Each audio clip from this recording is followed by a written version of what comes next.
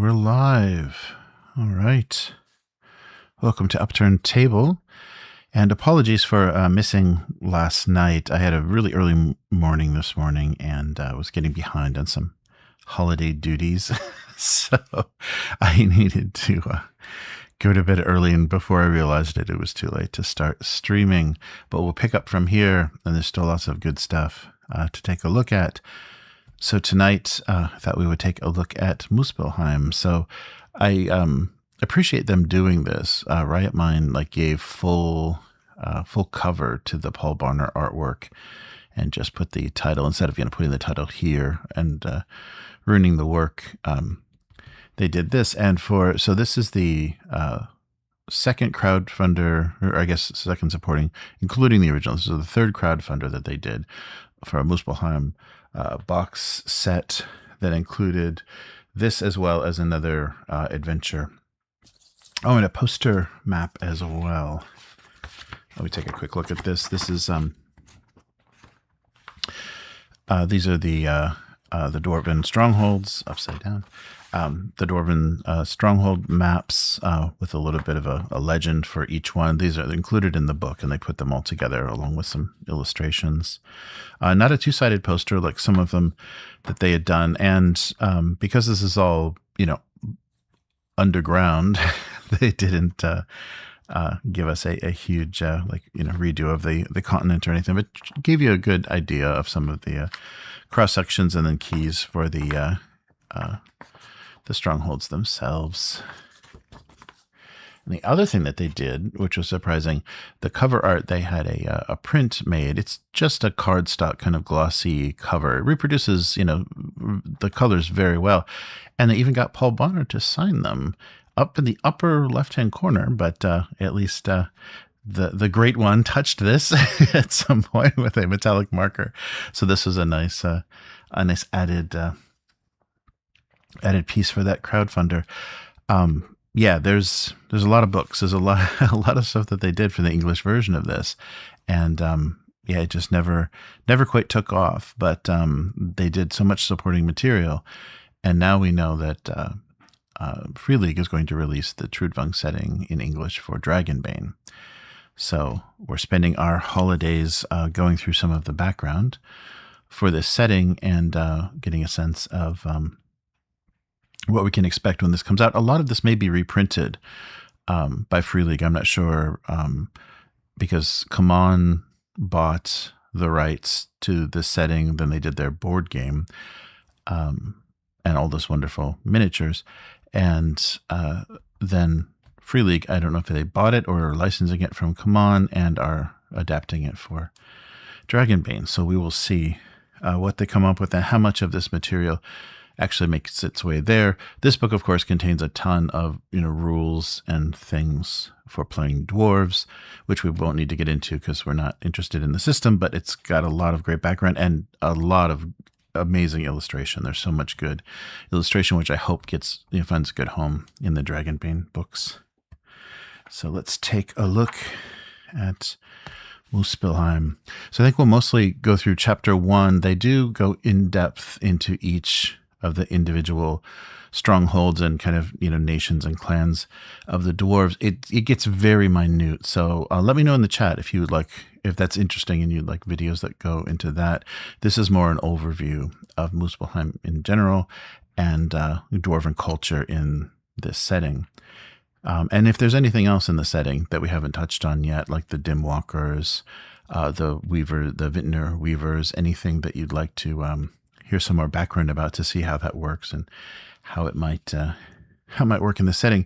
And of course, like I teased before, I do have the 5 ebooks, so we can take a look at those and see how they adapted this setting to 5e, and that may give us some clues about what Dragonbane will look like. Okay, so let's get started for tonight. Oh, Abyss, hey, good to see you in the chat. I'm doing well. Yeah, back at it. All right, so let's get started for tonight. So this is Muspelheim. Muspelheim. Dwarves say Humans are like the winds. They change directions and strength. They blow here and there, always hunting for something. Some blow away altogether and disappear without anyone noticing. On the other hand, they see themselves as the mountain. They do not let themselves be disrupted by small, whimsical inspirations. They have the mountain's attributes and some of its inherent weight and strength. Earth carries the stone without a murmur, and so does the dwarf. Dwarves are not afraid of change in the way elves are, but nonetheless cherish the enduring and despise the fleeting. All of a sudden, a gust of wind can change direction. What was wrong is now the highest wisdom. What was not worth anything becomes something desirable and precious. To avoid these volatile changes, the dwarves love the earth's solid rocks, those that cannot be shaken. During spring, meltwater seeps into the dark chasms under the moss. When the night is starry above the dwarves' abodes, coldness comes creeping, water freezes to ice, and blasts shards out of the stone. Such is the stone's life, and this must be understood to comprehend a dwarf's life. But they have also been seen since the world was created. The moment that there was a fixed point to stand on, something that could support a physical shape, the dwarves arrived in Trudvang. There are those who believe that the dwarves were here already, before the elves came to Trudvang, and that at first they were actually the stones lying on the ground. Dwarves themselves say that they were once the sparks of the great anvil, which was struck by the great shaper, Bjorn, when he created the world. Out of the sparks, humans were created, as well as the beings called dwarves. When the sparks extinguished, they became worms that crawled deep under the rocks for nesting. Eventually, Bjorn gave the worms a mind and a strong spirit. He gave them the power to create things and to shape the stone they crawled under. Muspelheim is the name for the part of Trudvang which is below ground, and this is where the dwarves live. Norgavaina the Beautiful. Dwarves do not live in families like humans do. The few female dwarves live a mysterious life, deep down in the darkest and most remote caves. Here in solitude they breed their children, of whom 9 out of 10 are males. No one really knows how this breeding happens. Not even the dwarves remember anything else but a scant details of their mothers, since all the memories inexplicably tend to fade during the long journey from the depths of the earth. These phenomena remain among the greatest mysteries of dwarven nature, even to the dwarves themselves. The female dwarves are the very heart of the bloodline, and the women who belong to the same lineage live together. Typically, women keep the baby, if it's a male, for 10 to 15 years, after which time they will be sent up to their brothers. According to some sagas, some sages, if a dwarven woman bears a daughter, they will stay with the mother until she is 50 years old, and can give birth to a child of her own. She is then considered able to fend for herself. However, no one can confirm these details, given the mystery which surrounds the dwarven women. The female dwarves are mysterious beings that are said to get along without eating or drinking for years. It is also said that they live twice as long as the male dwarves, and that they have a keen sense which allows them to know exactly where all of their children are, even though they are hundreds of miles away. There are very few dwarven men who, in adulthood, have seen these women, called Norgavina by dwarves, but these are described as short, beautiful creatures with fair skin, and not nearly as rough as the male dwarves. The men talk about these women as fairies, but if they mean the same sort of fairies you see above ground, we do not really know. Sometimes, dwarves use fantastic epithets like she who glows with wings, or the slender one who floats. But if it is these that are to be taken literally, or are merely poetic descriptions, there are few who know, since all male dwarves are very young when they are separated from their mothers. This may explain why the women are described as fairy-like. As the years go by, dwarven men forget how their mothers looked. In fact, many have already forgotten their mother's appearance on their way up from the depths. Whether this forgetfulness happens due to some unknown sorcery, nobody knows. However, this is a journey that can sometimes take several years, and some do not even survive. However, it is not very common that the youth get lost on their way up from the depths.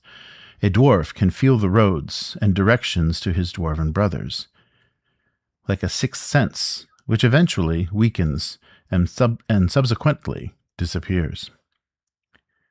The main reason for the death during these travels are dangers that lurk in the depths, such as ambushes set by goblins or other trolls. A dwarf is born.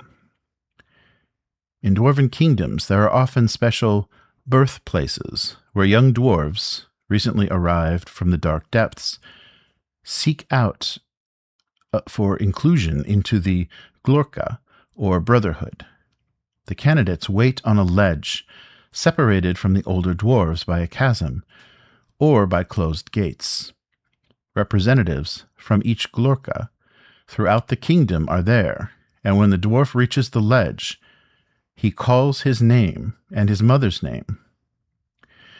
The brothers supervise the new birth, and if they hear a name belonging to their Glorka, they shout back, "Brother of stone and dust, fire and soot, you have found your new home," after which they go down and get the younger brother. It does not happen often, but stories tell dwarves who have come up from the depths without having someone recognizing their mother or mother's names. There are times when no one feels like taking in the dwarf who rises from the depths. In each case, they do not lower the little drawbridge that allows the dwarf to come from the ledge to the wall, but wait until the Rungthals arrive. These are special thulls that have the sole task of monitoring the branches and traditions of bloodlines. First, the Rungthals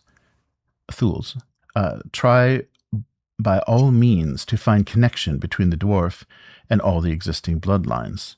If nothing is found, they note that a new bloodline has been created, and the dwarf will be the first of his bloodline. He is ordered and conferred with the title Smursk, which means firstborn. Once that happens, it will not be long before a lot of dwarves from the new bloodline climb up from the depths. It almost seems as if the mothers breed quickly so that the new bloodline shall not perish. Dwarven races. Ever since the sparks around Bjorn's anvil were brought to life, there have been 3 types of male dwarves. The dwarves in Trudvang are the Bjornica, the Baracha, and the Zvorda. Bjornica.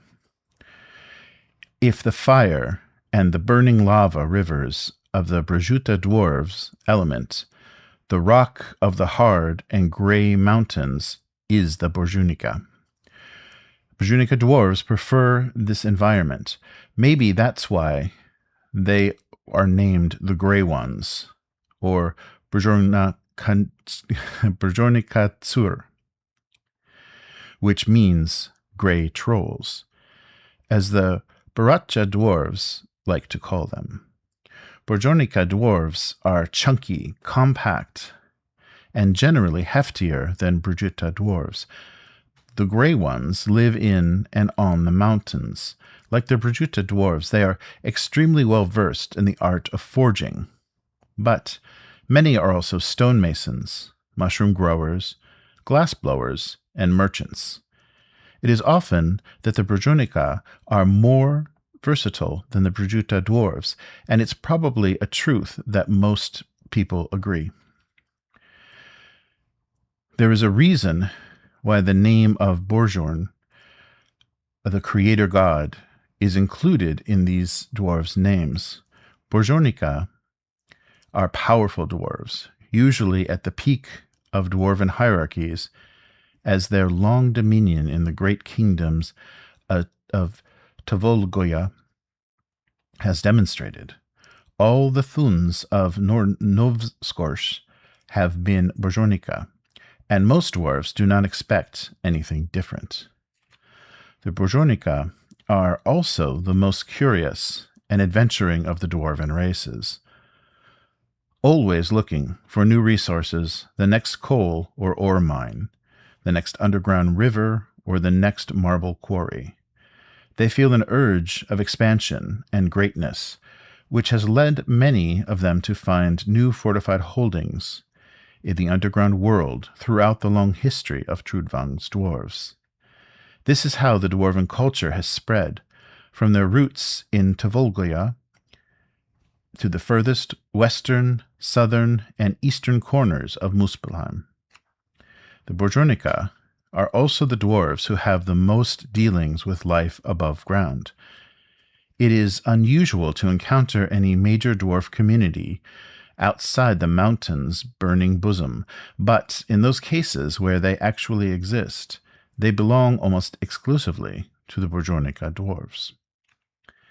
The Thuls of Borjonica societies have a unique social problem, like what the smiths and firemasters have among the Burjatna dwarves, although their duties are linked to religious duties of imbuing power into particular artifacts, which therefore become sacred objects. In particular, the Aigel Thuls are wise, stone seekers, whose mission is to relieve the Grey Mountains of their secrets. Shaping the mountain means creating beautiful things, and the Aigel Thuls' task is to understand and therefore allow the dwarven community to guard these things. The Borjonica have their share of skillful smiths and famous firemasters, although their productions rarely reach the quality and quantity of many of the Baracha counterparts.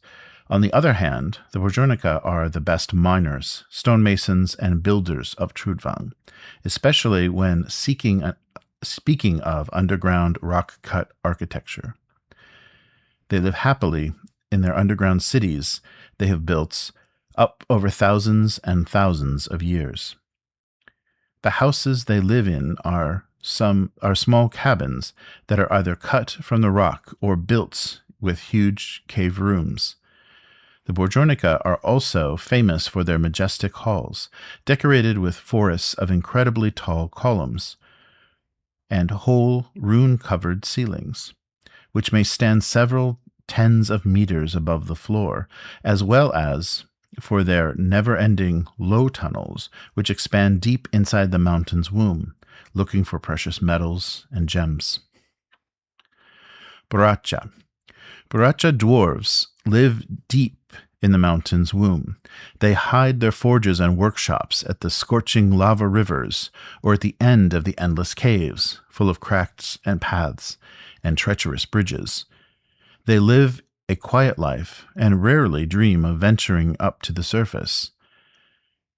The very few and rare Baracha dwarves who walk under the sunlight have been sent for a very special mission, and they hope to come back to Muspelheim soon. Or are in forced exile, since they have been displaced from their families and Glorkas. Baracha dwarves have a thinner and more wiry body shape than the Borjunica dwarves. Their skin is like hardened leather after having endured the powerful Logi furnaces for generations. Their unkept beards and hair stick out in every direction, and the few Baracha dwarves care much about their appearance. Baracha remain small and short, but sturdy and resilient, like the mountain they live in. Even when they are very young, they look old and hardened, and it is said that the only one who can distinguish a young Baracha from an old one is by looking into his eyes. Many say that the dwarves in general do not like to talk, but instead appreciate working. This is especially true when talking about the Baracha dwarves. They rarely say anything that has no meaning or importance. If it does not apply to work, most think it is better to keep quiet. Sure, they like and desire community, but Baracha dwarves prefer community at work and not in conversation. There are few, if any, other beings who have mastered the art of forging as well as the Baracha dwarves. They forge gold, copper, iron, and the coveted mitraka into seemingly simple but incredibly well-forged objects. The weapons that these dwarves forge are both durable and so sharp they can split rock. The explanation is that they have mastered the art of forging in full, and that the knowledge has been passed down from brother to brother since the mythic times when Borjorn sparks became a people. But it is not just the sheer craftsmanship that makes their items so coveted. The burning Logia furnaces are a major contributing factor to the success. Logi furnaces, as the name suggests, use vivid logi, providing the furnaces with almost magical traits. The Baracha care to their logi furnaces with almost religious fervor. They do not lack fools in their clans to perform religious duties, but the social role which in Borjunica communities is played by the Thuls, in Baracha, the settlements, it is proper that the fire masters or logia masters, the best smiths who administer the forges, also keep an eye on the magical logi who inhabit the logia furnaces. Baracha dwarves spend long hours in front of the hot furnaces and hammer relentlessly at the anvils to shape their items. Their pathways and hallways are not ornate and filled with wealth as those of the Borjunica dwarves. Their kingdom does not consist of huge halls and armories, jeweled thrones and echoing council halls, or dead straight paths and endless cutting rooms with polished walls. The Baracha kingdoms are formed around the forges that extend deep into the mountains, where lava rivers flow and matraka veins can be found. Their paths are curved like their backs, and the forge walls are raw, jagged, and rough. For all people's wealth lies and rests in the forge vaults, forever hidden and concealed.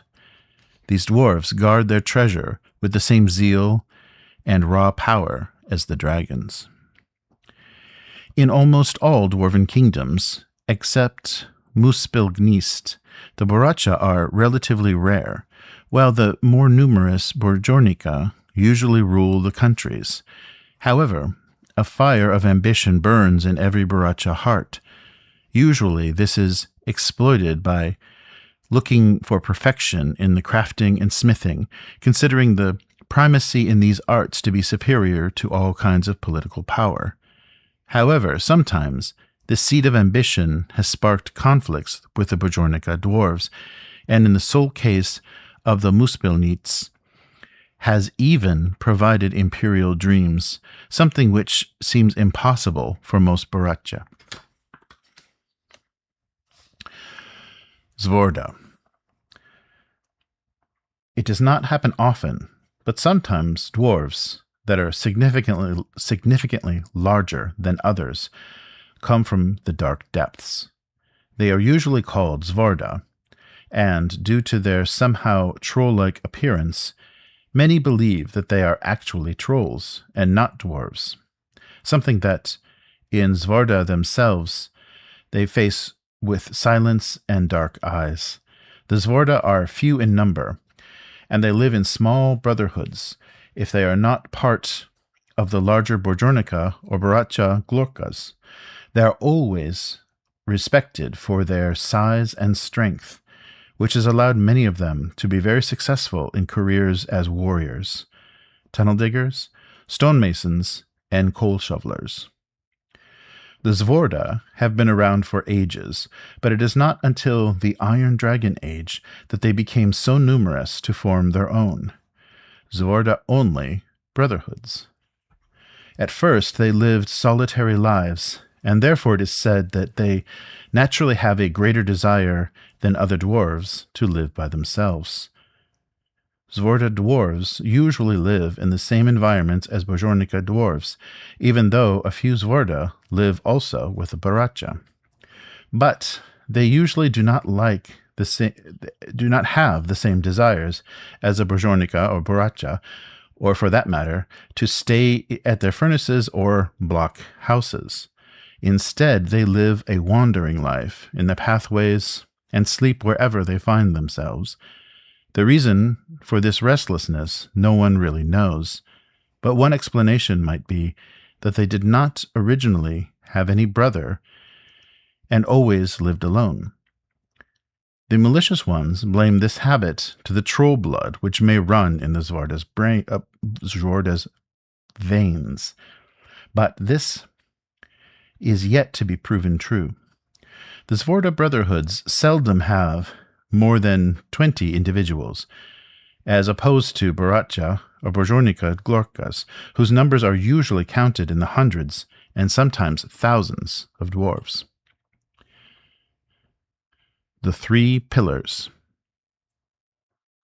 The dwarves have a long and complicated history which can be very difficult to understand for an outsider, and the same applies to their culture and lifestyle. Three things are, however, more important than anything else in the dwarvish culture: the mountain, the runes, and the Let's try that again.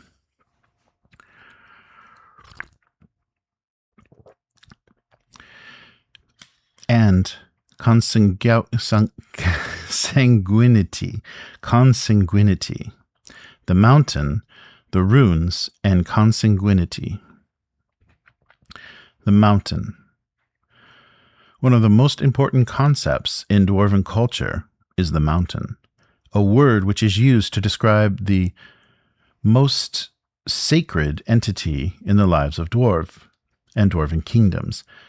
There are many mountains in Trudvang, as well as there is also a specific mountain to each dwarf, as well as the ideal mountain in which all dwarves feel related to. Dwarves use this word in so many ways which cannot be easily understood by humans and elves.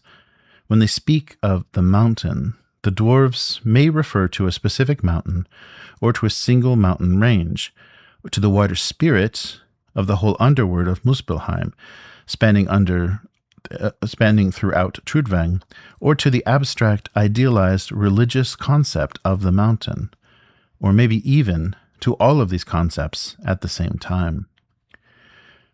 Dwarves do not see contradiction in using the words in such a way, as they always know and understand what other dwarves imply when they speak.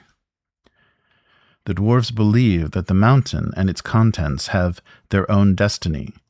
The mountain's various parts have special purposes, and they may not be used for anything other than what they are predestined for.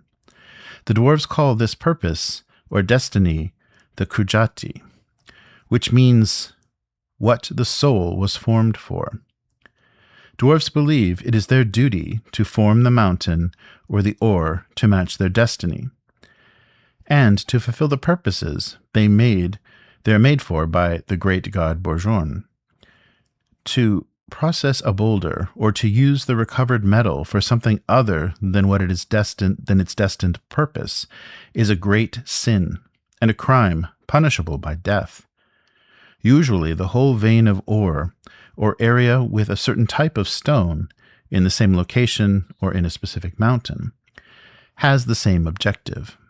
A newly discovered vein or source of stone is examined, evaluated, to try and determine the purpose. This is called Eagle Thul's. This is the so-called Eagle Thul's main task. When the Eagle Thul's, also called stone seekers, have left their rune on the site, the rock or metal extracted cannot be used to craft objects other than those that the Eagle Thul's have the vision of. Some ores are suitable only for weapons, others for tools or building materials.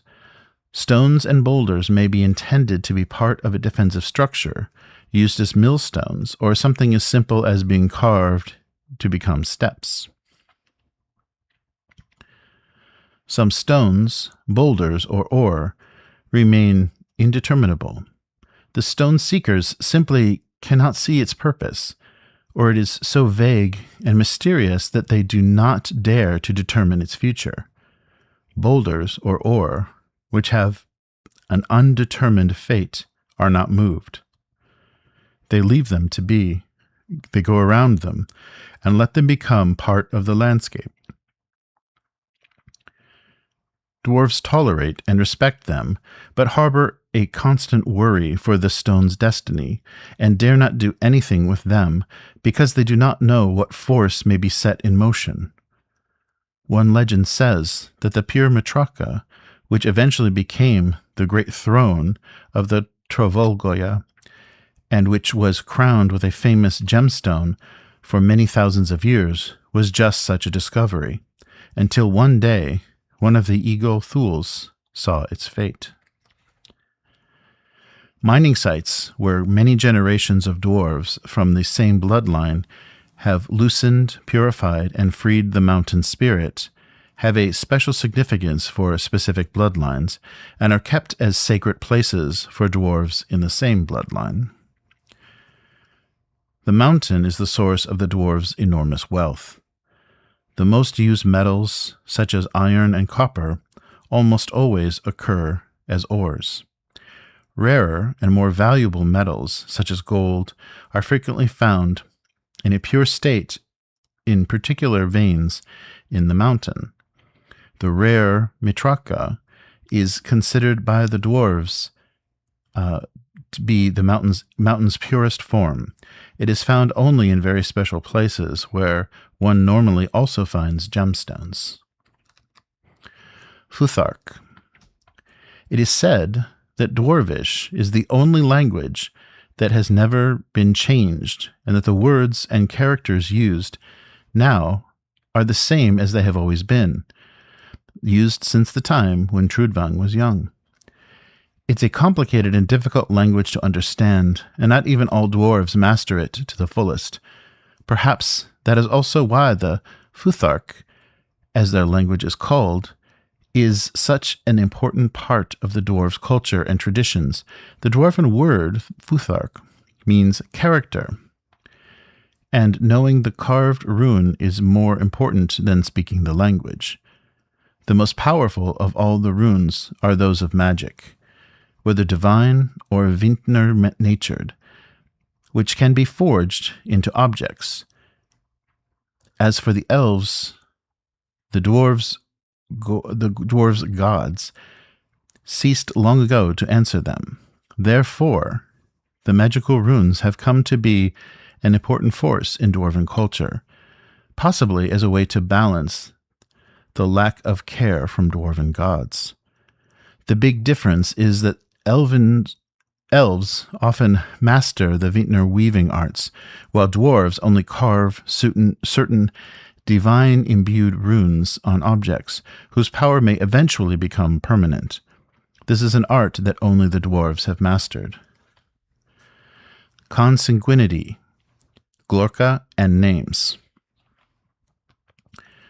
Once there were only 24 bloodlines, each with its own history and tradition.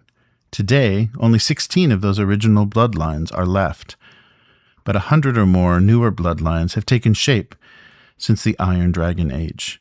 To a dwarf, the bloodline is everything. Unlike humans, whose love to group themselves by race or religion, the dwarves gather according to their bloodlines.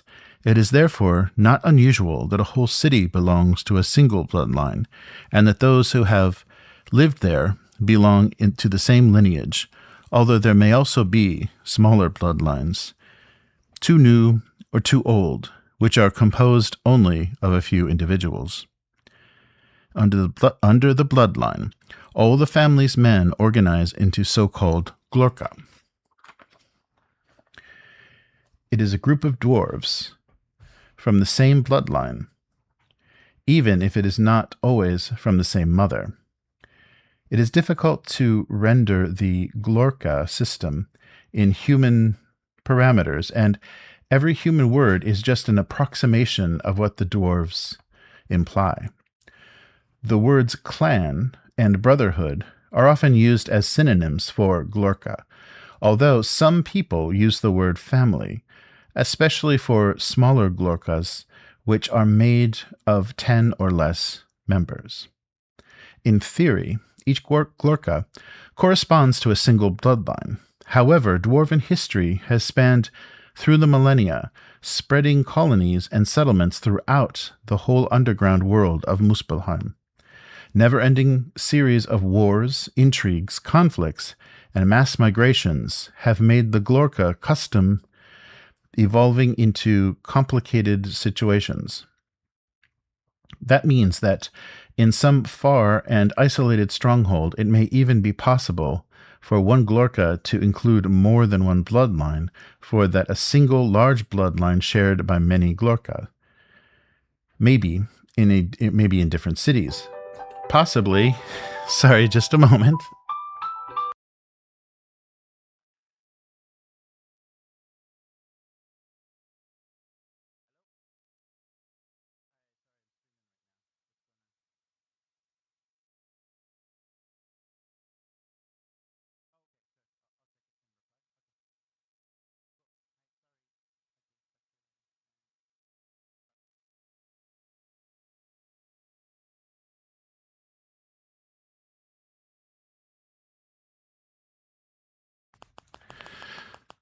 All right, sorry about that. That's how well the Do Not Disturb works on my phone. Whoa, all right. So where we are, the strongholds, yes. So this means that in some far and isolated strongholds, it may even be possible for one Glorka to include more than one bloodline, or that a single large bloodline is shared by many Glorka, and maybe even in different cities, possibly all competing for the same heritage. Under the Glorka, brothers are sorted by those who have the same mother and therefore bear the same surname. In many respects, the entire Dwarven social structure is built in this manner. Brothers within the same generation of Glorkovold have particular strong ties to each other. Dwarves consider a generation to be formed by those dwarves who come up from the depths for a period of about 20 years, counting as humans do. Dwarves within the same generation, in the same brotherhood, are nearly inseparable. In battle, you fight alongside the men of your brotherhood. At forging workshops, brothers from the same generation almost always work in the same anvil or furnace. In the mines, they form a mining gang that is based on a group of brothers, or more rarely, large mining teams, which consist of several brotherhoods. Given how mysterious their birth is, the dwarves use the word father differently from humans. In fact, when dwarves refer to his father, it means the brother who was the oldest when the dwarf was taken up in the Glorka.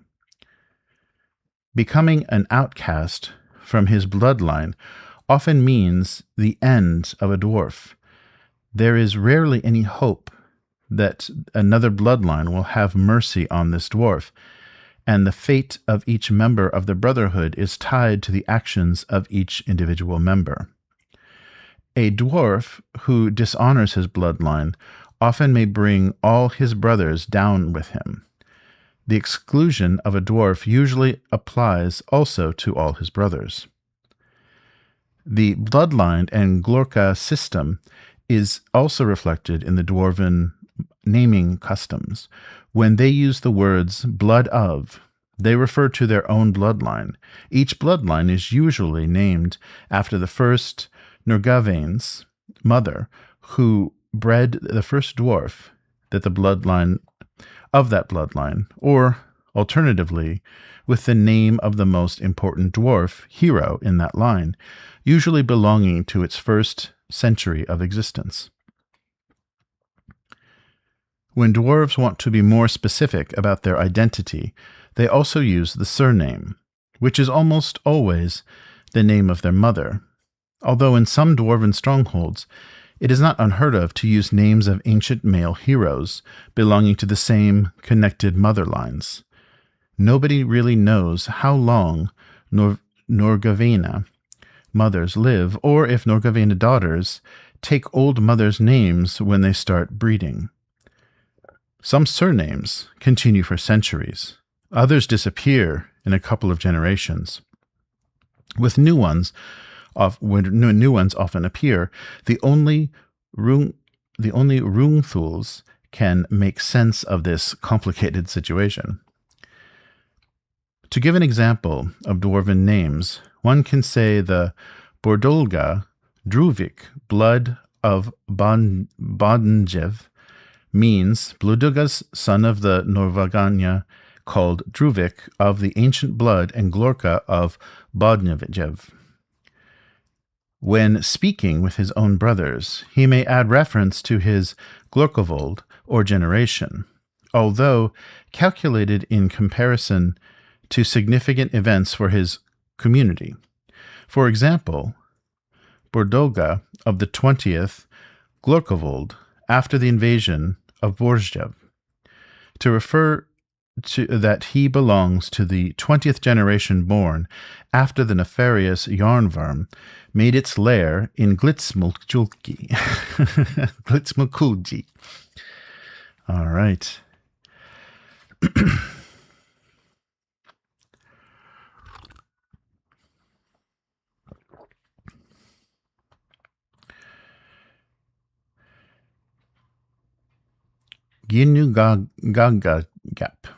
Ginugagap.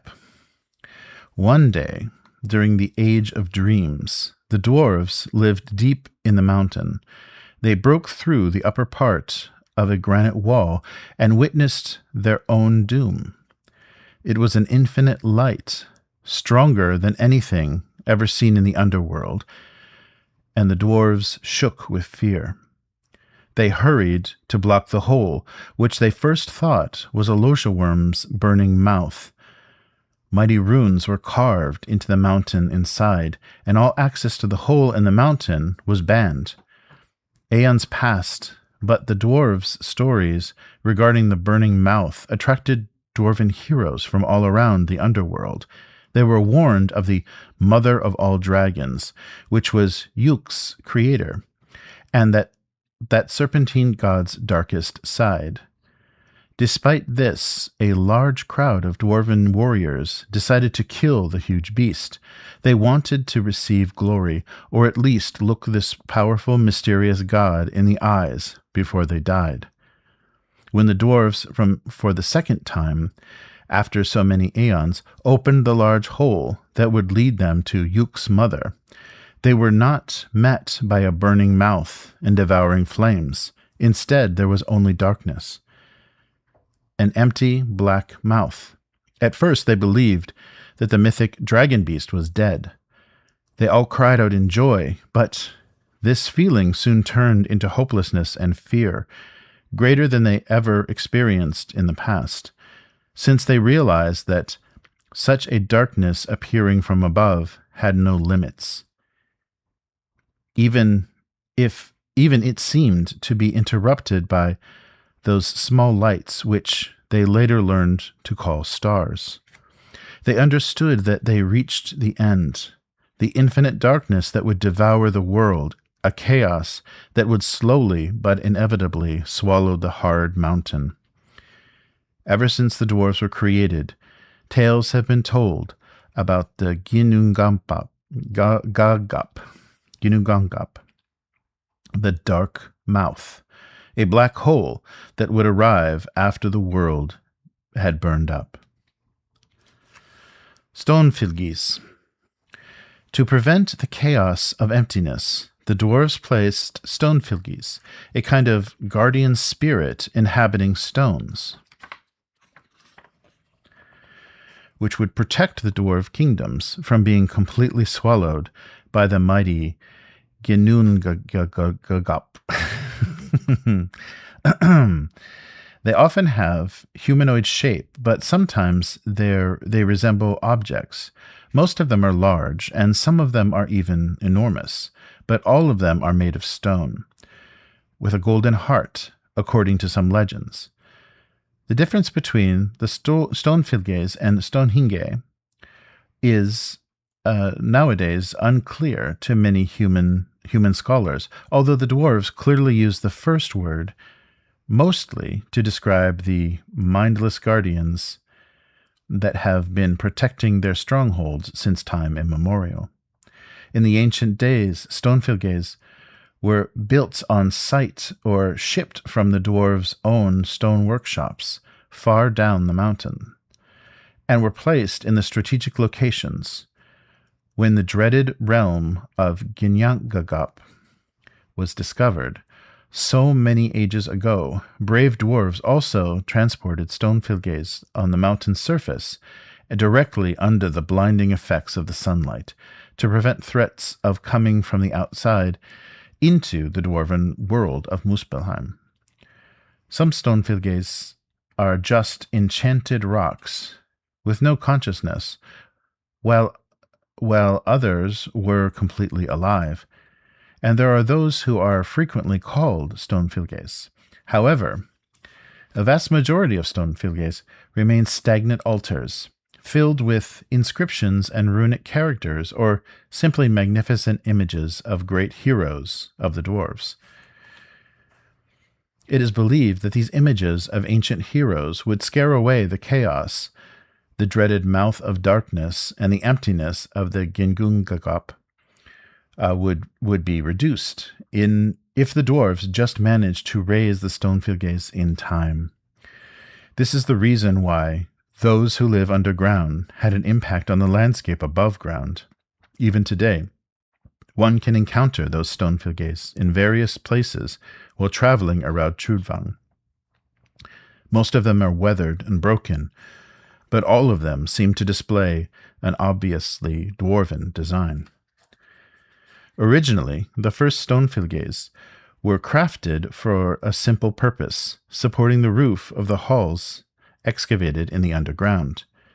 At first they were simple and clean, and resembled common columns, but eventually they acquired a more complicated shape, and the Stonefylgis erected in the Ginnungagap are considered to be the most advanced ones, although the dwarves today know that humans, elves, trolls, and other creatures live in the Ginnungagap. Many of them still believe the upper world to be a dangerous place. It is easy to get lost and be swallowed up by the big black hole and disappear without a trace. For the same reason, most dwarves still prefer to stay in their narrow tunnels and cold halls. They believe that the Stonefields successfully managed to push back the emptiness, although this dreaded monster is just waiting to return.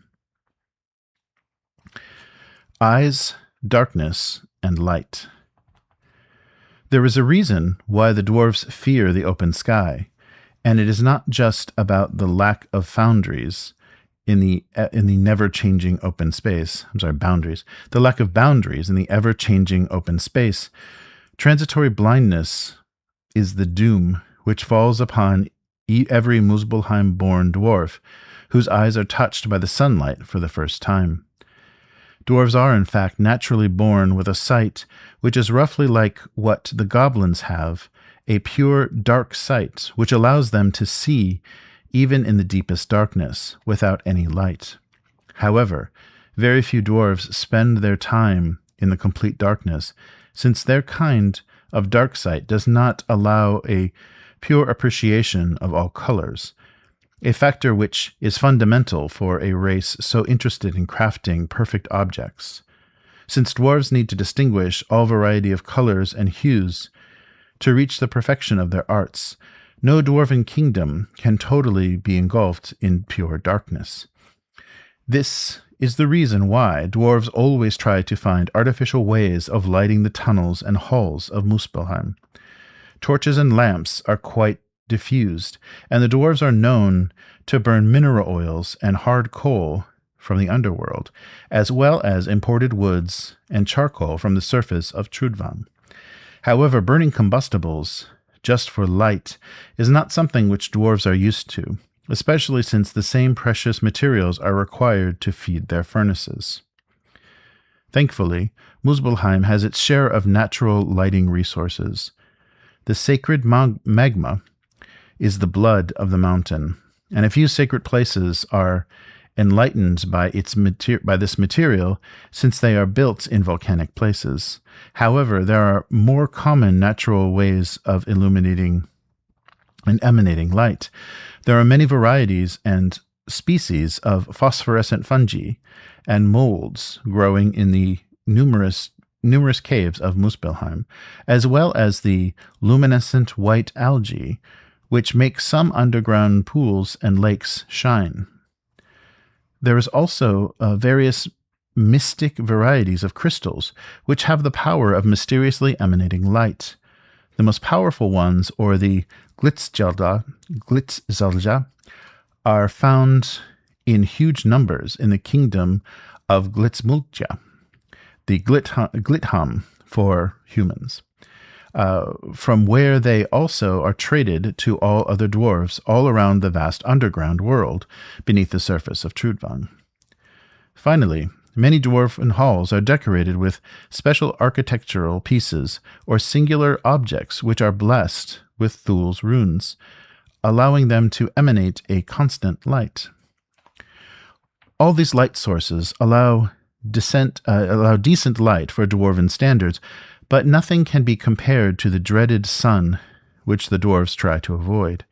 The problem is that when they first see the pure sunlight of the Ginnungagap during the daytime, the dwarves become blind and remain so for about a week. After this period, if they have not run back into their dark tunnels, their eyes slowly start to become adapted. Vision comes back, although the sunlight is still painful to bear for their eyes, exactly as it is for goblins. However, dwarves are not goblins, and after about another 6 months under the sun, they can see in the daylight without any difficulty, although they realize to have lost their dark sight. They now are blind in full darkness like humans, although they retain a night sight not unlike that of forest trolls, which means that they can see in low light as if it were day. The eyes of the dwarves which were adapted to the sun turn slightly darker hues, but only other dwarves usually realize the fact, which makes them recognize who is used to spending time under the great void and the light of the Gilgungagap. It is also worth worth reminding the dwarves. Sorry, just a sec.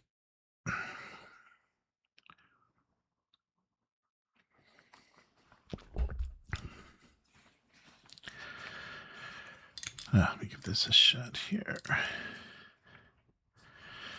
Not better. Okay, my eyes are giving out on me tonight. It is also worth reminding that dwarves adapted to sunlight can always go back to Muspelheim, but their dark sight will come back only after half a year spent in the underground. Their eyes will then come back in lighter hues, but the next time they see the sun, they will be blinded again like those who have never seen the dreaded light of the Gingangagap. To help the dwarves dealing with these problems, some Thuls have created masks whose eyes are protected by runic glass, which allow them to avoid blindness. The knowledge of such runes, however, is rare, and such masks are therefore rarely worn, if not by a few selected explorers of the surface world.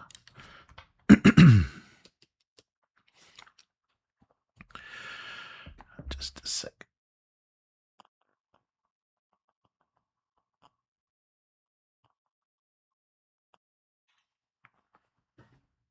Okay. The dwarves and the surface. As a matter of fact, the majority of living dwarves have never seen the sun. However, the relationship of the dwarves with the surface world is a complicated one. They disdain the daily light and have a cultural aversion towards walking below the never-ending sky. This is the reason why most dwarves, when forced for the first time to spend long times above ground, prefer to travel during nighttime and inhabit the thickest forests where shadows protect their eyes. However, there are many dwarves who must deal with the surface of Trudvang, wandering beyond the remains of the broken stonefylges, built by their predecessors to sustain the vast emptiness. They usually go to collect materials unavailable in Muspelheim, like kinds of fuel for their furnaces or precious materials like mastamont ivory or high-quality wood, which the dwarves need for making weapon handles and other refined objects.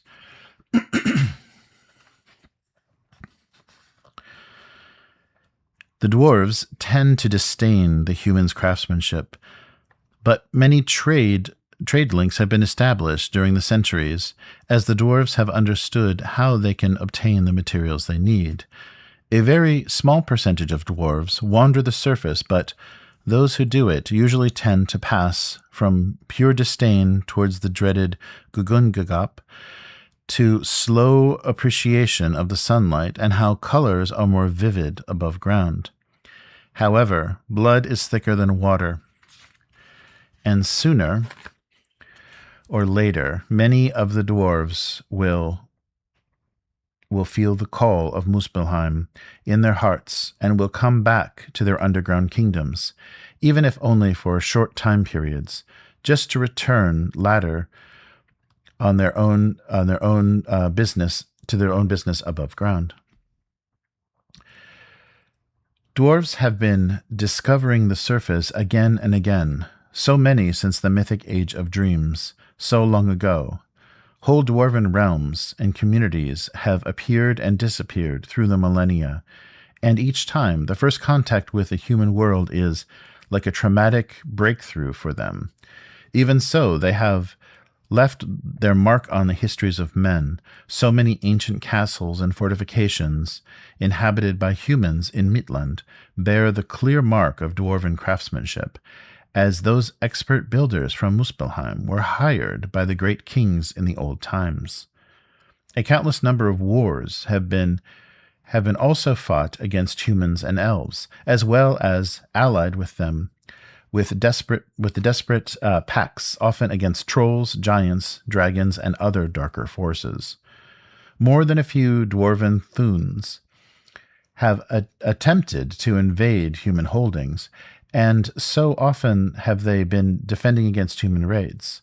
More often, the dwarves established profitable trade routes as they do know how to take advantage of human greed.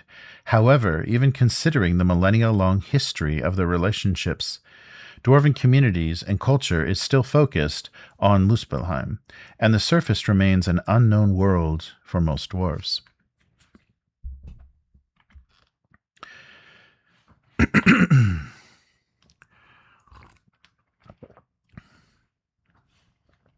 A few real dwarven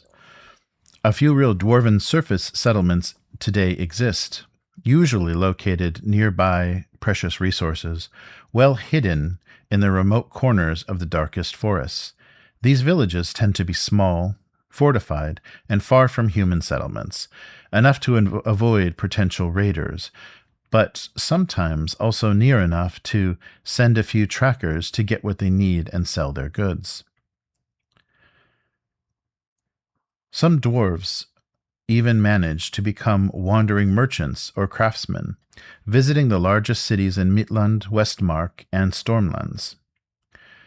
Their products are sought with desire by humans, but these dwarves are incredibly rare and relatively not a common sight, especially since no dwarf will sell their best things, the sacred objects, to humans or elves, since these artifacts are meant only to be kept inside the sacred vaults of the Glorkas. Almost all these surface dwarves are Borjonica, or the rare Zavorda, as no Bajorta usually feels the need of seeing the sun. However, a certain number of surface dwarven villages are composed of renegades. Sometimes whole Glorkas, entire bloodlines, are exiled to the surface after some terrible crime. Later, when a new member of their blood appears from the depths of Muspelheim, the dwarven kingdoms usually send them above ground with brutality and no explanation. The lucky ones that manage to find their Glorkas in the surface of Trudvang above ground, and many others just succumb to their worst fears and are blinded and maddened the first time they see the sun, with no elder brother to explain anything to them. As it is natural, dwarves who have spent too much time above ground tend to slowly change their habits and customs, especially for the small forest communities who have survived more than a couple generations under the sun, far from the facilities and resources of Muspelheim. These are the dwarves which the humans see the most, dressed in chainmail and wielding axes, completely different from the way more numerous counterparts in Muspelheim, whose warriors bear spears, Murgles, and Murgles. The dwarves also like to wander, and many of them become skillful woodsmen, rangers, and hunters, a necessity for those exiled dwarves who need to survive in the forests. The culture of these dwarves is sometimes quite different from that described in this book, even if they all try to keep their fealty to the three pillars of dwarven culture. Truth be said, all of these surface dwarves, all they know in their hearts is where they really belong to, and even if loving the colors of the sun and the sky, their hearts will always whisper to their souls the nostalgia for Muspelheim, where their brothers are inside the mountain itself.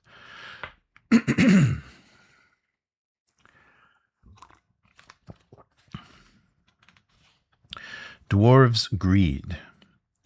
In every dwarven settlement, few places are more sacred than the fortified treasure chambers and hidden stashes where dwarves keep ancient ruins, ancient relics, and other marvelous objects. Access to such rooms is incredibly restricted, and to enter one without permission is among the greatest of insults, often punishable only by death. Dwarves are often accused of being greedy and stingy, and to some extent it can be certainly true, but to understand why they rarely share their treasures, one must understand how dwarves think. They actually feel that they do not even own the objects they produce. Few items are made in order to be a gift, and in most of these cases, the receiver of the gift is predetermined. The dwarves are, it is their task, to release the mountains and the metal's soul in order for them to fulfill their purpose and destiny. When an object is made, they lock it into the mighty treasury, its sacred hidden vault, waiting for the object to be used for the right purpose at the right time. To give away such an object or to sell it is considered to be a crime and an affront to the mountain. Shaping the objects from the mountain's soul, and keeping it in an underground vault in the mountain's heart are both part of the same sacred mission, which the dwarves feel to be destined to in order to serve the mountain itself.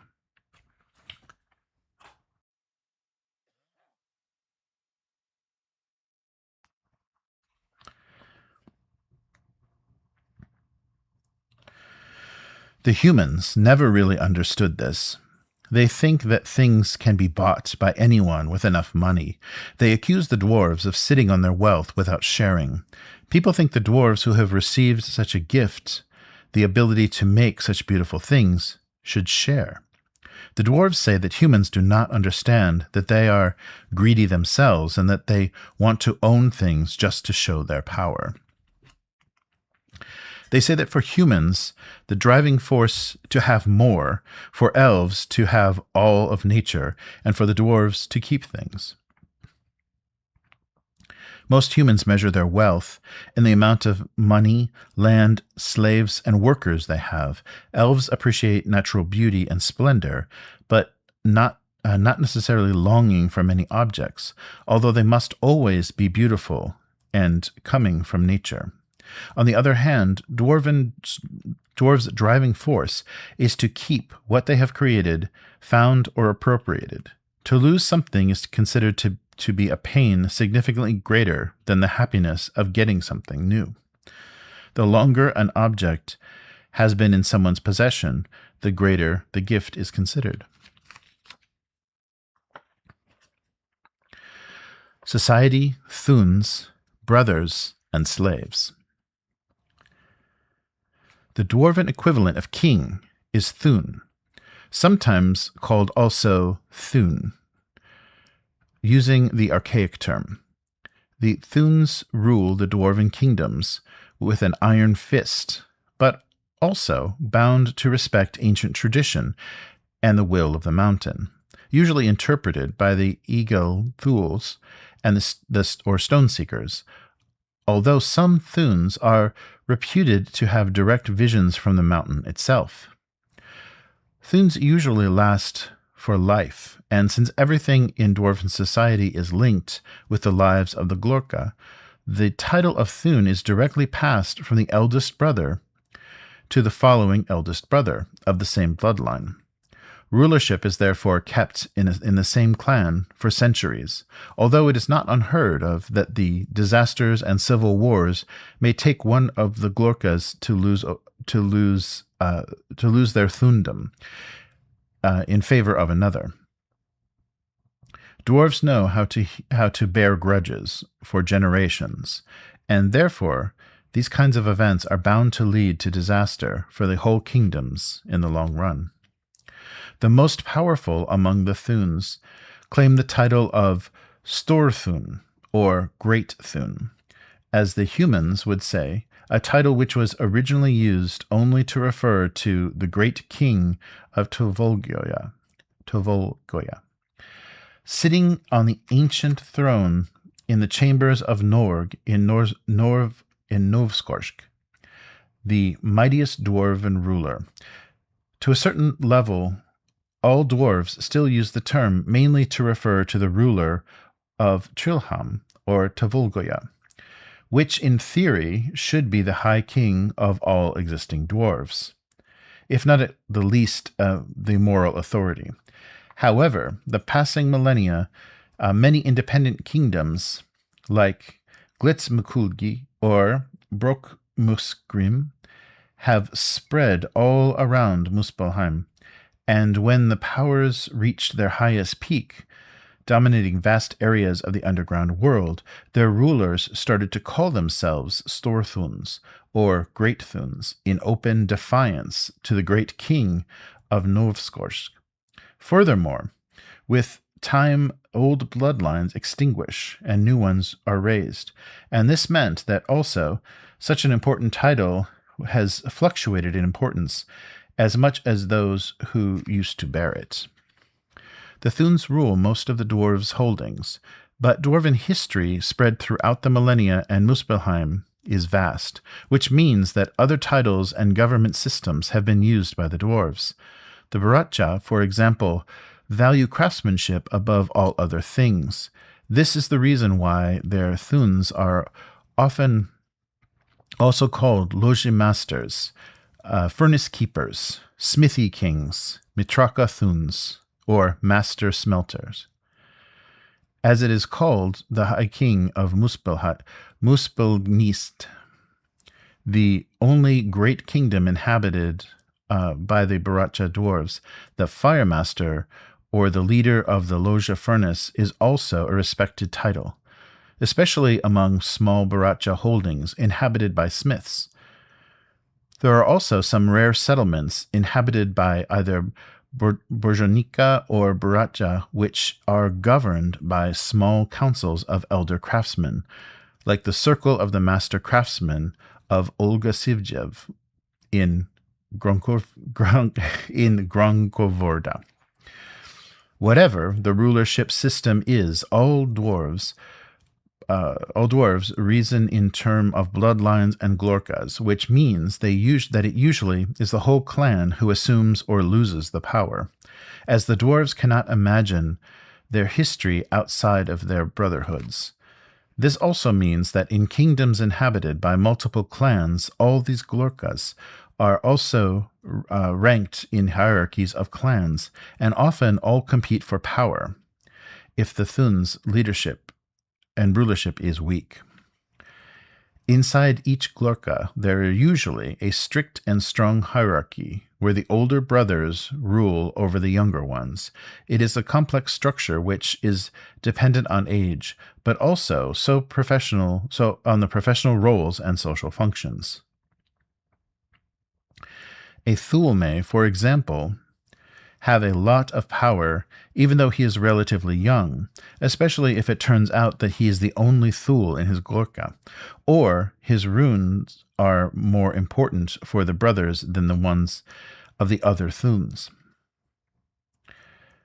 It is all the brothers' work at the smithy, the fire master, and the smiths have a lot of say. And the older they are, the more power they have. Most dwarves are free, but no dwarf is idle, as all of them, from the mightiest Thuns to the lowliest craftsmen, have a role in society and in their clans. All of them do the will of the mountain, whether it calls them to be warriors, explorers, miners, or scholars.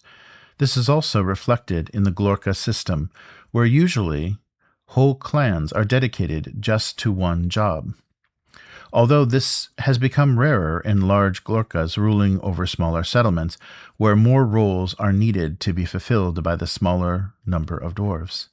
The dwarven kingdoms know the concept of slavery, especially since larger projects may have needed larger workforces than what the free dwarves can offer. Sometimes whole Glorkas may be subjugated in turmoil, invasions, and civil wars, and all the dwarves in the same brotherhood may become slaves in dwarven kingdoms. More common is the use of enslaved goblins, exploited as miners due to their smelting and digging ability, as well as their custom of venerating the mountain's ore as a god. The dwarves are also known to enslave larger humanoids, especially and including not only just grey trolls, ogres, and trobolls, but also the legendary Trusir oxes, the giant version of the trobolls, and even some Hermtusirs and the Muspelheim. These special slaves are rare, given the difficulty to catch them, but also coveted by many Thunes. How huge numbers of dwarves coordinate complicated ambushes, and when the large humanoids are weakened, especially enslaving chains and collars, powered by secret and powerful Thule runes, are used to subjugate the chosen victims. These giant slaves are usually used for moving large stones, carrying incredible weight, or although it is not unheard of that they have been used as living war machines, although this happens rarely, given how difficult it is to catch one of them. The Thules. After the Thunes, great power lies on the shoulders of the Thules, whose spiritual authority was first established by the Grimslaw, which was written in the Trolovgoya during the Age of the Queen, by the order of the great Thunes of Bomin's blood. All Glorkas should have a Thule, whose sacred duty is to make sacred objects in order to fulfill the will of the mountain, enriching the clan's vaults. They often act as counselors to the Thunes in smaller settlements without a Thune. They may even be the highest authority, equivalent to the Thunes themselves. It is even not unheard of that a Thule has become a Thune in a major settlement, although they often are too busy fulfilling their sacred duties to be able to properly rule over large dwarven holdings. All Thules are initiated into the sacred art of forging, Thule runes. But some of them have special duties, like the Rung Thules. These specialized dimwalkers are the first Thules, which every dwarf meets when they raise from the depths of Muspelheim during their birth. It is the Rung Thules' duty to understand and record each dwarf's bloodline, as they have large knowledge of history. They keep a record of every dwarf which is admitted in a Glorka, as well as any dwarf who dies or leaves the settlement. They also know special runes which help them transferring as large amounts of knowledge in the stone tablets which the dwarves use to record information. In many ways, the Rung Thules are the memory of each dwarven community, and they act as the librarians and knowledge keepers, spending time studying, preserving the ancient wisdom carved in the old tablets. Their knowledge binds the Glorkas, since through them each brother may know what his own elder brothers in previous eras did and felt. All Thunes ask for the counsel of Rung Thules when they need to know the wisdom coming from the dwarves' long history. Not all answers can be sought in the past. In fact, the best answers to the more complicated problems come from understanding the will of the mountain regarding a specific situation. It is the duty of the Eagle Thules, or Stone Seekers. These dimwalkers have been born with a special gift which allow them to listen to the mountain's voice. These Thules are incredibly busy since, while normal Thules craft sacred objects, the Eagle Thules are continuously contacted by craftsmen, smiths, architects, and miners every time they need to know the will of the mountain, regarding a specific stone to be cut or ore to be mined. Normal Thules may perform basic rituals and perform studies to understand what material is meant to become, but only the Stone Seekers can know the great accuracy, what the material is meant to be, and if the will of the mountain must be respected. They know prayers and meditation techniques to ask the mountain and get answers in relatively short times. But sometimes patience is the main virtue of being an Eagle Thule. In fact, sometimes stone seekers may even waste many years staring in silence at the same spot of a cliff or of a cave, waiting for a sign of the mountain to appear. Sometimes during their long waitings, the mountains calve a stone which falls from the cliff And maybe the Eagle Thuls realize that it is a gift from the mountain itself, possibly being the potential beginning of something amazing. Like, for example, one of the mythic Stonefigels, the Council of Stone Seekers is often also sought by the Thuns of the Dwarven kingdoms, since when dire problems arise, only the will of the mountain may give a proper answer, if the mountain itself wants to give it. Rung Thuls and Eagle Thuls are not inherently more important than normal Thuls due to their special duties. Their time for Thul forging sacred objects is very short. This is the reason why the fortified vaults of the Dwarven kingdoms are filled mostly with the works of normal Thuls, who are also the only ones who have the time and dedication to reach the higher peaks of the Thul craft art. Justice and punishment. Dwarven society is not perfect, and crimes are known even among the industrious race. Rogues and criminals are called molovos, or dark-hearted, since what they do is seen to be opposed to what is most important for in a dwarf's heart, fulfilling the will of the mountain, respecting one's own role in the Glorka and kingdom, which the gods have destined every dwarf to. In fact, these criminals are felt to be inherently opposing to the orderly society in which every dwarf is called to live. The worst criminals for dwarves are the Orjev, or Bloodhand, whose crime is the killing of a brother of the same Glorka, an act which is very rare, as it is also abominable for every dwarf. Of course, dwarves' justice is swift and hard, as it is logical for such a practical people. However, one must also add that when dealing with any matter, Dwarven culture sees everything through the filters of brotherhood, consanguinity, and therefore both merit and crimes have consequences, through the whole Glorka system. This is the reason why the first judgment of every dwarf is by the Glorka itself.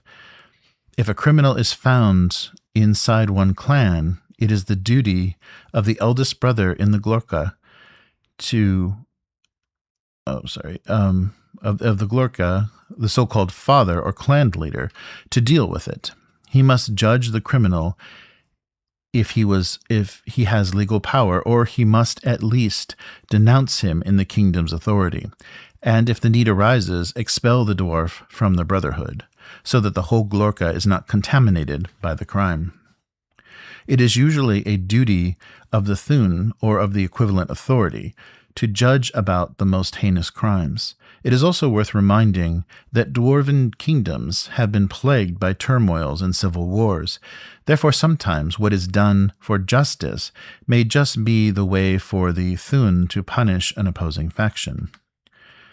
Since superstition and traditions are also quite strong in dwarven culture, sometimes whole Glorkas have been punished for the crime of one or many of its components.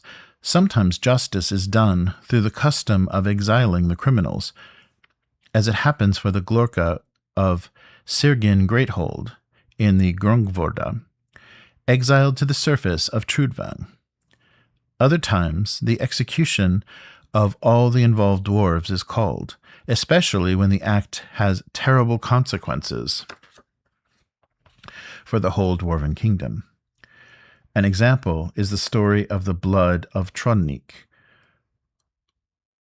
whose escape from punishment in Trollgoya gave rise to the mighty kingdom of Glitznakulgi so long ago.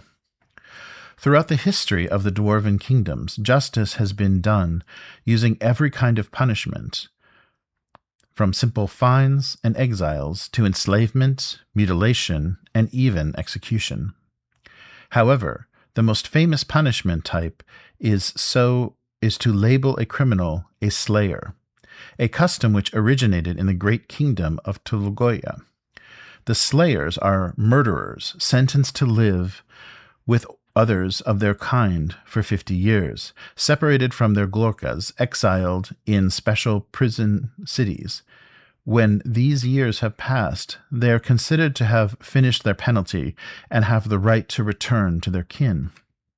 Trudvang has several of these strongholds, and Rorstrai is one of the smallest ones. Every penal colony is led by a chosen thule who has voluntarily chosen to act as its warden.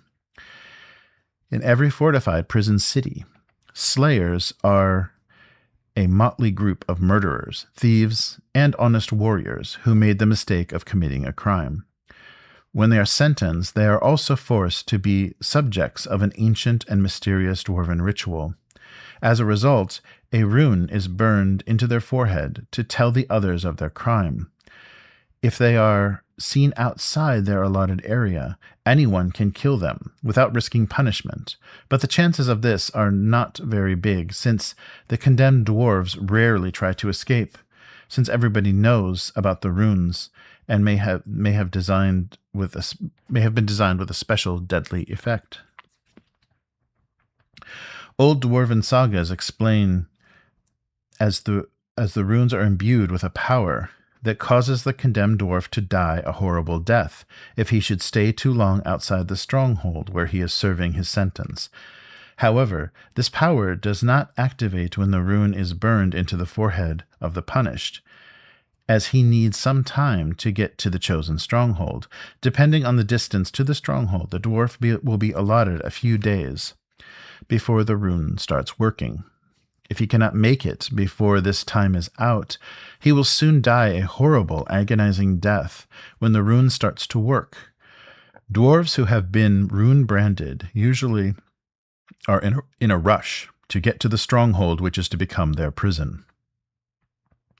Because the rune is branded into their forehead, they can explain to other dwarves that they are on their way to serve time and are not on the run, which would mean they can be killed by anyone.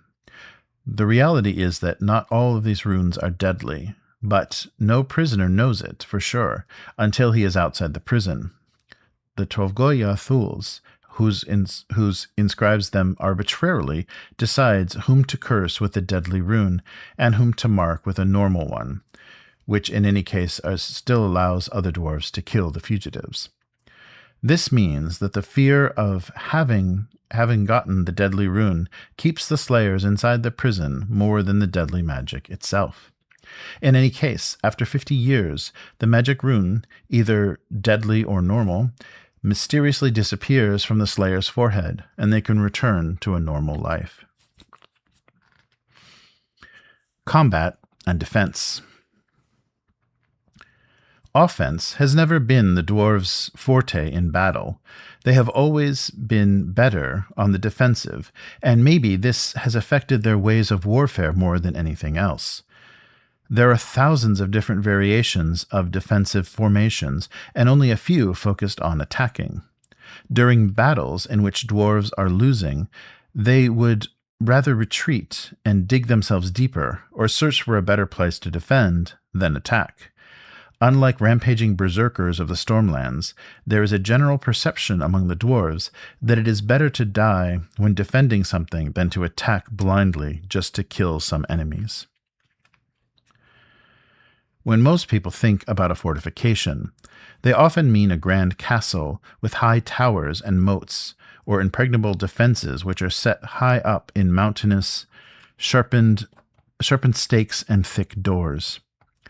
Dwarves scoff at these ideas, and they speak instead of narrow alleyways, small, thick doors, alcoves, narrow bridges, and deep holes, for they know how to defend themselves, forcing the invaders to pass only where the dwarves want. A good dwarf warrior can easily keep many enemies occupied by defending a narrow passage where the invaders can only come one by one, and exposing their right flanks, making usually it more difficult to parry the dwarves' blows with a shield. A small group of dwarven fighters can defend a narrow bridge for days, perhaps weeks, against a much larger force, just by holding the bridge and preventing an enemy from coming over.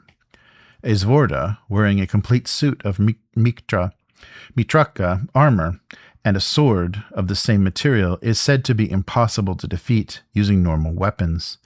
In such cases, it is necessary to trap him, constrain him with a pressing shield wall, if there is a space to do this, or get him in a corner and hold the warrior in place.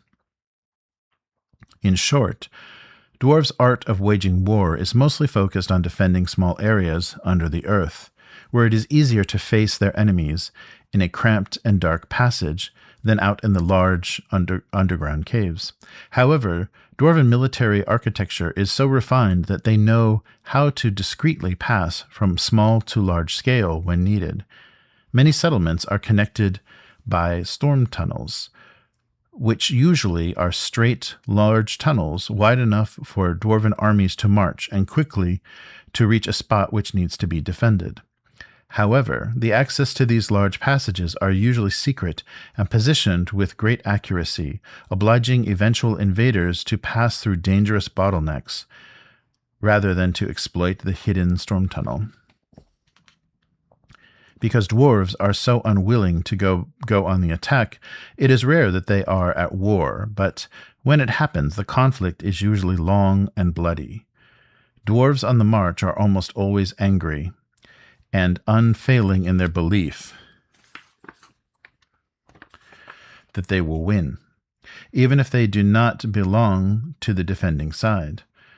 One says that an attack from a dwarven army is always possible to predict. There are many signs that they are preparing, and once they move forward, they do it slowly and in small groups.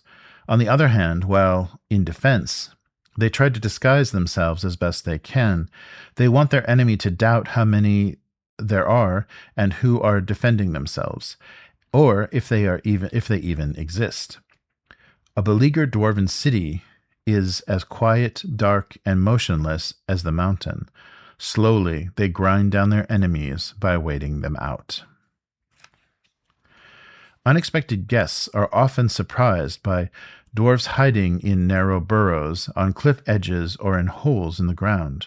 Frequently, they head uninvited guests to a certain death, without even having made their errand known, because dwarves are unfailing in their belief that humans and elves that come to the kingdoms only come there to steal dwarven wealth. Mighty weapons and legendary armors. The weapons and armors created by the dwarves are perhaps the best crafted in all of Trudvang. Their blades are hardened, sharp, and deadly. Their iron is both harder and way more ductile than anything produced by humans, and furthermore, the dwarves are the only ones able to craft objects in the rare Mitraka. Dwarves put love and dedication into everything they craft. Even the handles and hafts are of the highest quality, often decorated with precious engravings and runes. They can be crafted with rare wood and ivory imported from the surface of Trudvang, or from horns and bones of the legendary subterranean creatures of Muspelheim. The best weapons are often imbued with Thule-forged runes, and in time they may even become so powerful to awake and become independent from the Thules themselves. The most ancient of these objects are also the most powerful. Dwarven sagas are filled with the stories of legendary weapons which have earned their own names due to their roles in crucial moments in history. With time, these mythic objects become even more famous than the artisans who crafted them. Whole human and dwarven kingdoms have been destroyed in wars aimed only at possessing one of these famous weapons of old times. It is a common misconception among humans that dwarves favor the axe above any other weapons, or that they craft axes in order to celebrate births, and that every dead dwarf is buried with a special axe. Although there was a time during the Age of Prophets When an axe was indeed used frequently by dwarves, this was mainly to chop down the forests above ground, not as a weapon. Of course, there have been a few legendary axes in the long history of Trudvang's dwarves, but swords, spears, and hammers are definitely more numerous. The most unusual arms among the dwarves are broadswords, whose blades are shorter but are also wider than the Midlander's equivalent, but also many varieties of spears and mighty iron clubs and pickaxes that also serve a practical function when working in the mines. There are certainly dwarves that love using axes, but this is more usual among dwarves that traverse the surface world, and quite often this is their second or third choice of weapon, seldom their primary. The dwarves also do not disdain the use of bows and crossbows, especially to defend the strongholds, ambushing the invaders from advantage points, or making an expedition to the above-ground surface of Trudvang. However, all dwarven archers usually train also in melee weapons, since they know that sooner or later hand-to-hand combat is bound to happen in the tight spaces of Muspelheim's tunnels. The dwarven armors are crafted with great care. Many of them protect equally against fire and arrows and powerful strokes. Some armors can even take over 10 long years to be crafted.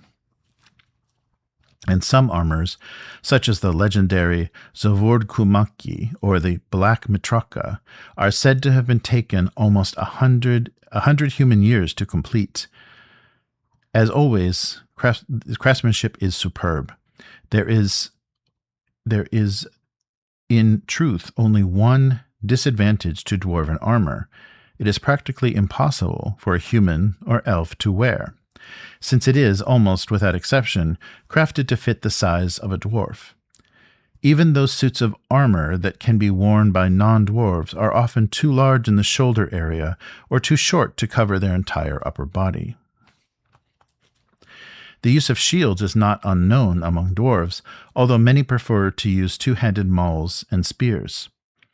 There are dwarves who are known to wear armor, whose styles somehow recall those used by humans, including chainmail hauberks, scale corsets, and banded armors. Although the quality is, of course, superior, and the helmets tend to be more pointed and elongated. These armor styles are more common in dwarven kingdoms which historically had more contact with the above-ground world, and among the Bjornica dwarves who have a habit to travel around the wide forests and human cities of Trudvang, where traditional dwarven armors may seem less useful or at least old. However, traditionally speaking, the majority of the dwarves in Muspelheim prefer other than more typically dwarven armor styles. The most important part of these purely dwarven armors is the helmet, with its long mask, whose lower part sprouts to protect both chest and stomach. In the dwarven tongue, this combined head and upper body protection is called murgla, plural is murgles, which could be roughly translated to helmet shield. There are also some murgles that have a removable chest protection that can be used as an ordinary shield. Such helmets are called murgla morg. The murgla is composed of three main parts: the actual helmet, the upper part of the mask, and finally the lower, elongated part, which covers the chest and stomach. Usually these three parts are connected in some way that looks like a horrific face, or so that it is symbolizes a feared ancestor or something else that evokes fear in the enemy. The upper body protection usually does not protect the back, however. Thus, the dwarf wants to keep their back safe in battle, they need some other protection. The reason behind this practice is a military tradition focused on duty and courage, since real dwarf dwarf warriors never retreat when defending their houses.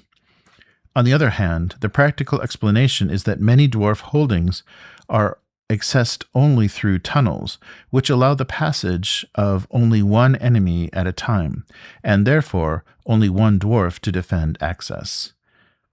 In this way, traditional dwarven armor tends to be lighter than those worn by humans, since the back is not encumbered. In any case, during the millennia, the dwarves have spread throughout Trudvang, and the contact with the surface has forced many of them to fight in open spaces. This is the reason why some dwarven warriors, even using murgeles, protect their backs with additional parts in leather or chainmail, even if this means adding encumbrance. In all dwarf armors, the murgeles can be combined with a few other minor pieces like shoulder plates, small upper back plates, and sometimes shorts covers for the upper part of the thighs.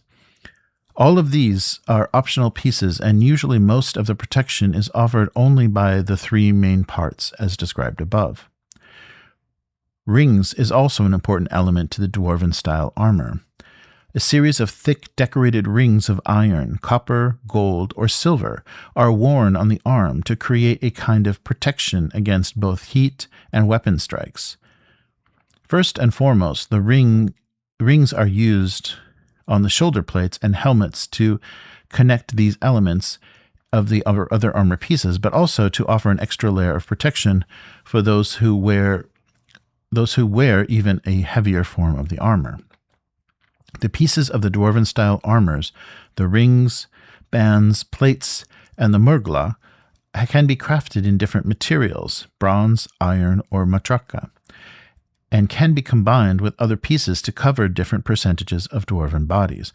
Most of the dwarven warriors in Muspelheim wear mugla, and some combination of these armor types, but only in selected few dwarves do they wear the heaviest and best combinations of the dwarven armor pieces, the Zvordorkumaki, the legendary armors of the Black Mitra, of the Zvordokum, that are kept as treasures in all the dwarven kingdoms. These armors are crafted by the Zvordoka, or Black Mitraka, a special metal using a secret technique nowadays only known by a few masters in all of Trudvang. According to the dwarven legends, these armors are some of the first things ever created by the ancient dwarven master craftsmen in a time when none of them had yet seen the light of the sun. Some of the Zvordakumaki armors take an entire day to put on, and some small bolts are welded in place to hold it together. These suits, with their mighty and fierce-looking murgeles, protect against both weapon and fire. They are forged in the Second Age, the one called the Age of the Iron Dragon, primarily as a defense against the flames of the greatly feared Yarnvarms. The fierce warriors of Muspelheim. Those who don the black armors are called the Zvordokum, the black warriors. Most of these fierce Zvordokun are expert warriors from the selected clans and brotherhoods of the Brzornika, and more rarely the Brzata breeds. However, there are also those dwarves whose bodies seem to be made just for the task, the legendary Zvorda race, the large dwarves which are told to have troll blood in their veins. When they first emerged from the depths of Trudvang, the Zvorda were given such a name exactly because everybody understood what the large bodies were best at. However, even their restless and lonely nature, the number of Zvordorkum is way smaller than that the ruling Thuns would like. There is an oath which ties each Zvordokum-maki armor to a specific brotherhood. This oath was sworn thousands of years ago by the first dwarves, who also used these armor sets. Anyone who owns a suit of this ancient black armor should devote their lives to the art of war for protecting a dwarven community.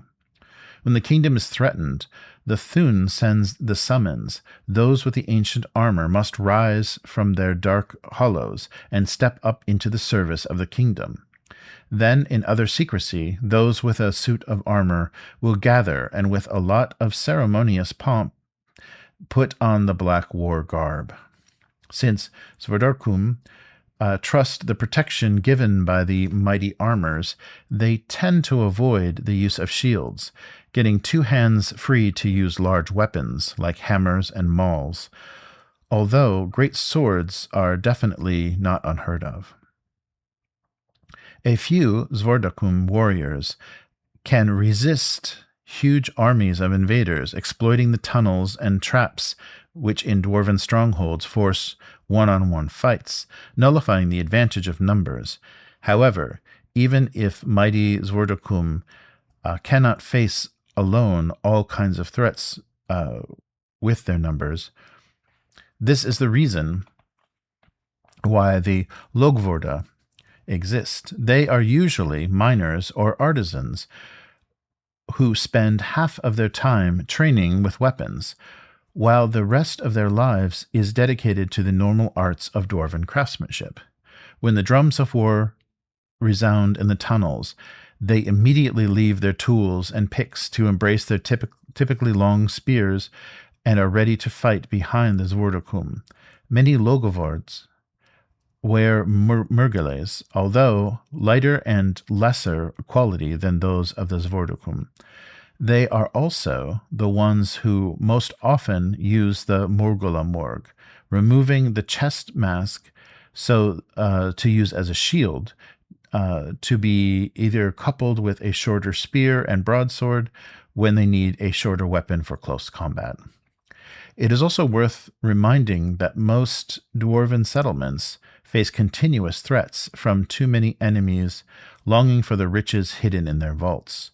Trolls, humans, and especially the greedy dragons have all invaded the dwarven kingdoms many times in the long history of Trudvang. This is the reason why every dwarf is ready to wield a weapon when need arises. Either he is a trained warrior or not, every dwarf who still breathes, including the fattest merchant, the oldest artisan, or the lowliest slave, will resist the invaders with every possible mean. Gods and superstitions. The mountain is the supernatural entity which the dwarves deal with the most, while they tend to avoid even mentioning others of their deities. Even if the dwarves respect their gods, they also know that no prayer will be heard by Bjorn or any others. It is not that the dwarves hate or avoid their creator, they just accept the status of things. The dwarves are just silent and do not spread details about their religious practice to humans and elves.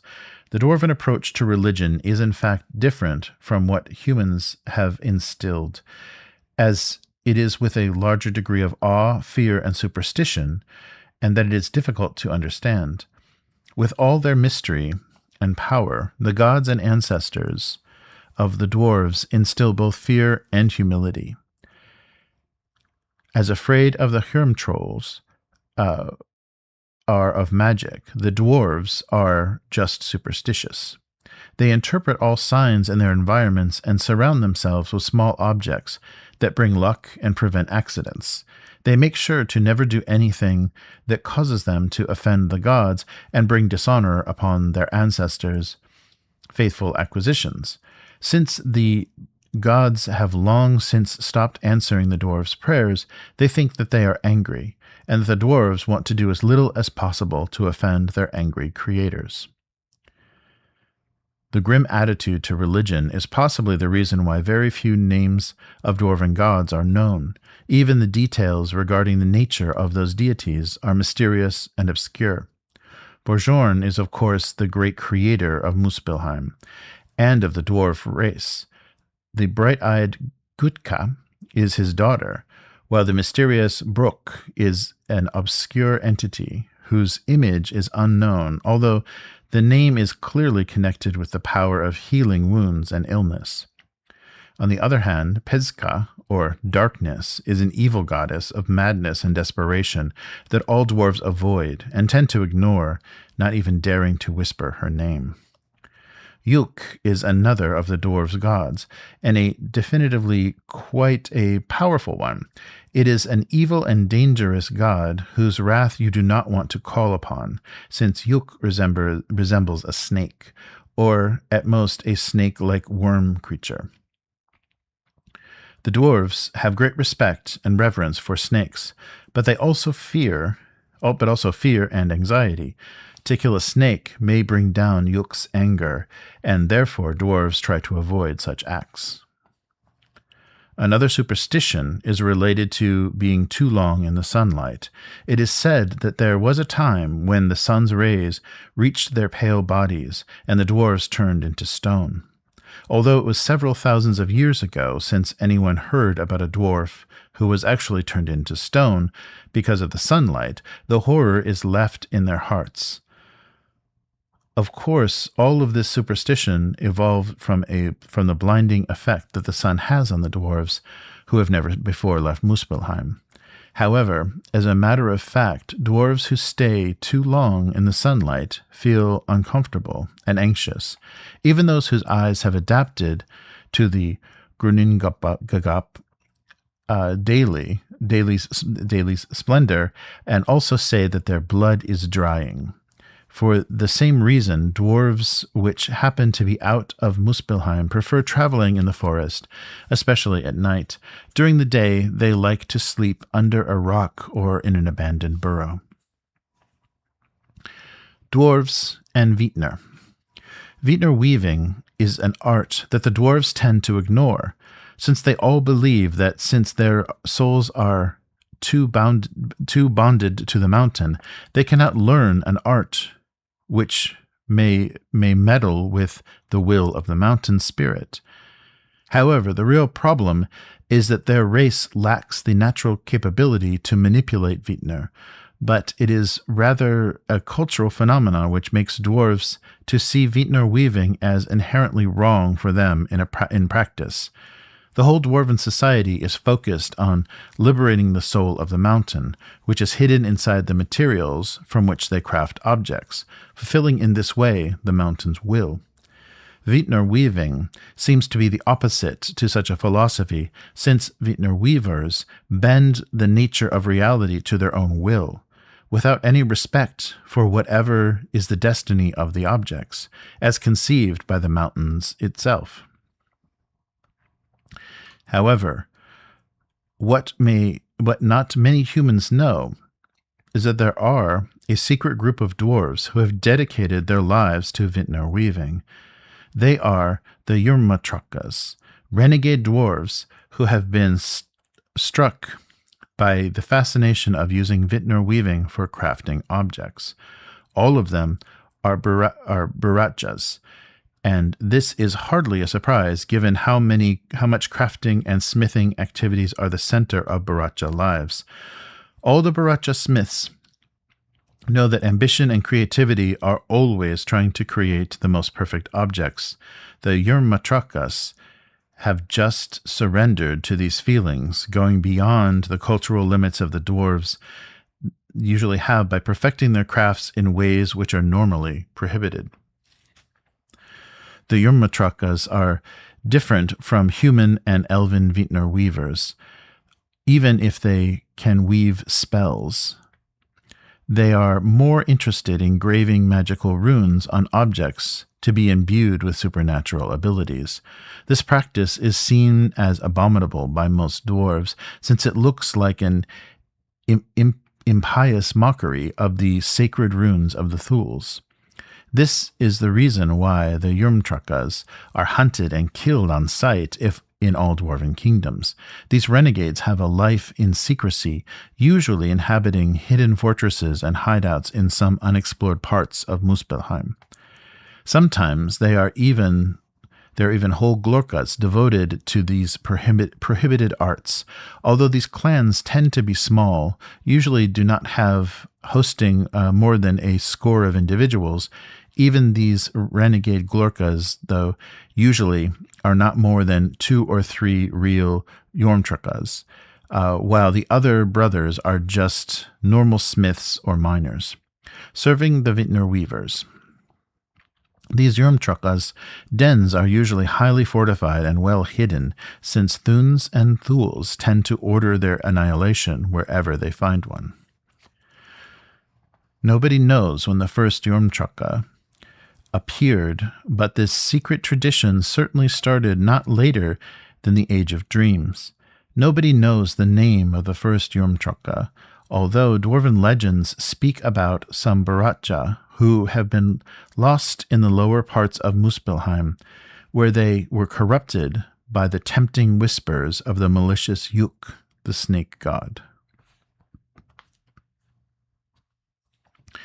Feasts, celebrations, and rituals. Novgorod. All mountains break over time. They are transformed from hard granite into dust in the wind, but during their lifetime they walk long, quiet, and sometimes painful roads to form peaks and cracks. The surface of the mountain is broken down by water and wind and ice, but it is passed on by the floods and pushed back into the earth, where lava rivers expose the eroded mountains to heat. Eventually, it solidifies, and a new mountain is born, either deep in the earth or on the cold, wind-swept hillside where it may encounter the rays of the sun. The liquid mountain then solidifies in Earth's core, and is considered to be more valuable or higher quality, and is more important to the dwarves' survival, and therefore a feast is celebrated every time this happens. This feast is called Novgorod, and is held with short notice when they have discovered that the earth is cracking and creating a new mountain. The feast begins with the stones with special runes on them that are brought down to the place where the new mountain is born and placed on top of the hot magma. Then they wait, sometimes for several days, until the stones have completely disappeared or have been swallowed by the new mountain. The runes on the stones that are sacrificed are filled with small, simple wishes, and the dwarves believe that the new mountain shall fulfill the wishes when the time is right. Thulka. Each brotherhood should contain at least one Thul, preferably several, and therefore the occasion when one of the brothers becomes a Thul is a major event for the whole Glorka. For the brother who has just become a Thul, a rare celebration is held, and the feast is particularly important if the candidate has shown the rare ability of reading the fate of the mountain as a stone seeker. The Thul brother will sit naked in a deserted cave for 30 days, with very little food and water. This occurs because they want the mountain to get stuck in the body, and the longer the Thul holds out, the better the spiritual contact between him and the mountain will be. When 30 days have passed, they bring the Thul brother to the underground lake, where he can wash himself. Thereafter, they hold a little celebration where the Thul is offered tasty mushrooms and tunnel hog meat. When the Thul's hunger has been satisfied, they bring him to the Brotherhood's mine, where the rest of the dwarves who are included in the Glorka pay tribute to him, and his role has now been received. A huge party is held in his honor, and many precious gifts are handed out. Zokja. Over the years, a large amount of dross is gathered in the forge's furnaces. The dwarves believe that the dross is a matter that has not received a soul, and therefore it should be returned to the mountain again. They lower the dross into the lava rivers during this ceremony. Even the actual cleaning process, especially of the loja furnaces, which are only cleaned once every 50 years, is a big holiday. The furnaces are scrubbed with granite, cracks are repaired, and the loggia are lowered into the lava river. Inside the mitraka cages, so they cannot escape. Zogja lasts for 5 to 6 days and is a great celebration where the brothers gather at the forges and workshops and together clean the furnaces and clear the dross. The feast begins when they bring the invocations of the Glorkas Thule, or the Loja Master for Barajas, who prefer their master smiths to lead the celebration, while their Thules assist. This leader invokes the ancestors, the smiths, and all the fire masters who have worked with the forge in the past. He speaks of all the great things that have been pondered and produced in the furnaces, and about their purpose and destinies. After that, they start the process of cleaning the furnace. Some of the teams working with more than one furnace will take part in the festivals on several different occasions for different forges, because there is no particular time when the festival must occur, but usually they clean most furnaces every 10 years and loggia furnaces every 50. It is the master smith who determines when this will take place.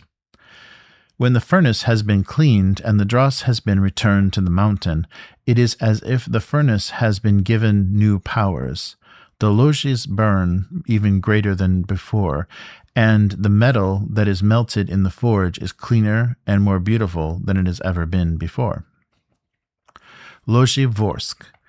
To dwarves, fire symbolizes the uncontrollable, volatile, and bitter, but if it is also a vital component for the dwarves to mine and transform the mountain.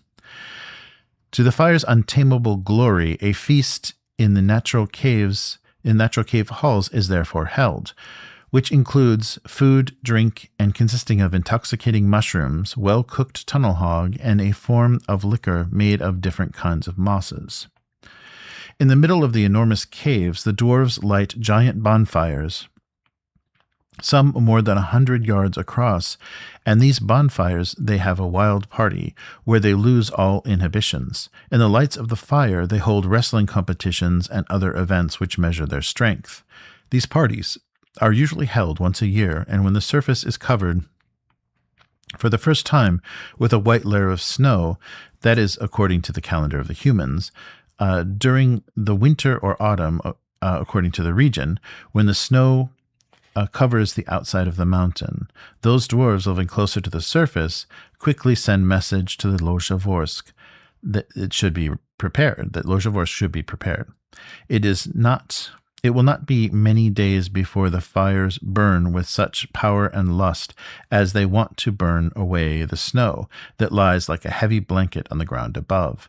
This festival is especially important to the Baracha dwarves. Burial practices. The relationships between all the dwarves in the same Glorka are organized in tight structures dominated by hierarchy, tradition, but when death visits the clan, all these relationships need to be renegotiated. Therefore, elaborate burial rituals exist in order to bring order back to the brotherhood.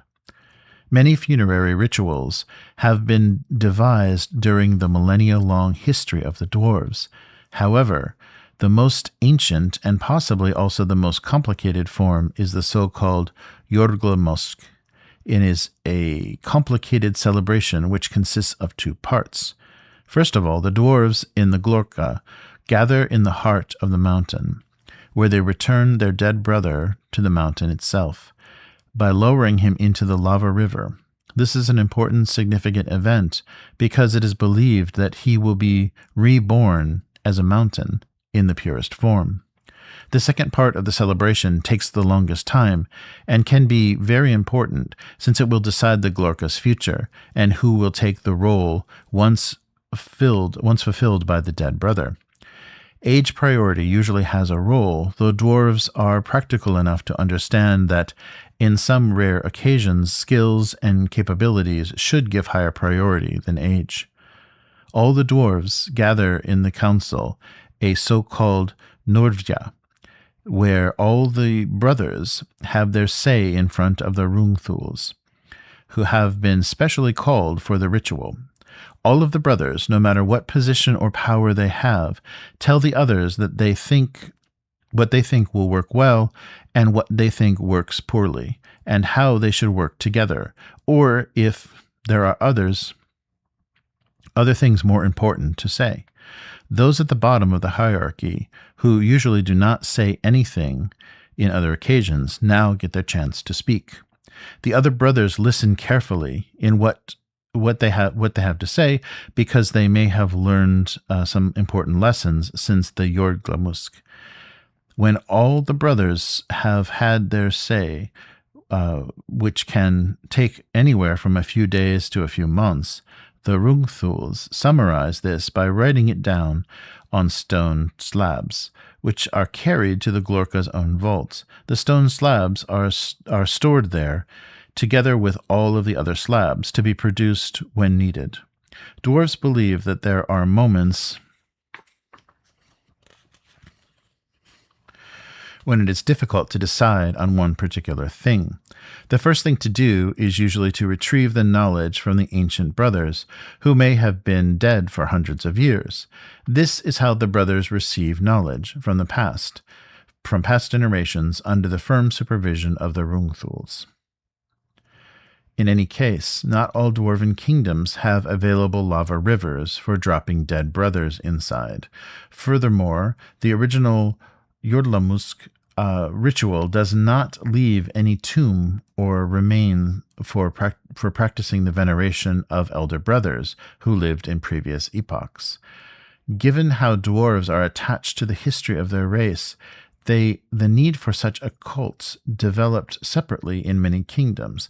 This means that even if the second part of the Jordmosk is often practiced throughout the various settlements of Muspelheim, there are many varieties of the first part of the ritual.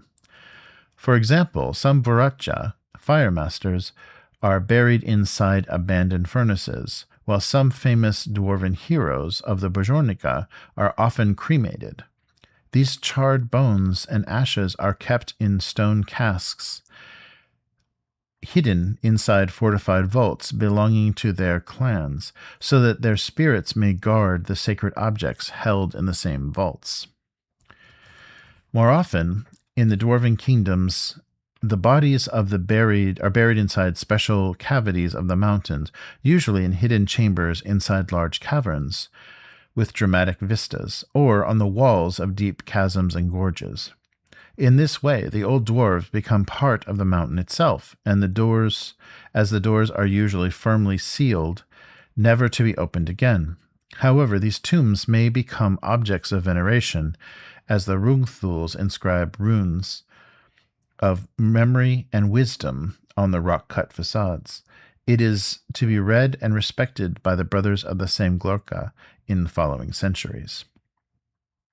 It is worth remembering how often the dwarves have faced terrible wars with trolls and dragons, which means that quite often they need to quickly bury as many of their dead brothers as possible.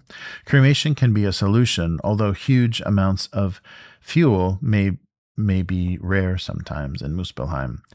Most frequently, inhumation has been practiced. In fact, historical mass graves can be found in the mighty sealed halls, quite frequent in places like the upper levels of Trogoya or Drog-Gronitsa, where invasions have been numerous in the past. Sometimes the dwarves cannot carry the bodies of their dead comrades, so they try to at least cut their beards to later be burned in a special ritual to be held in the Glorkas.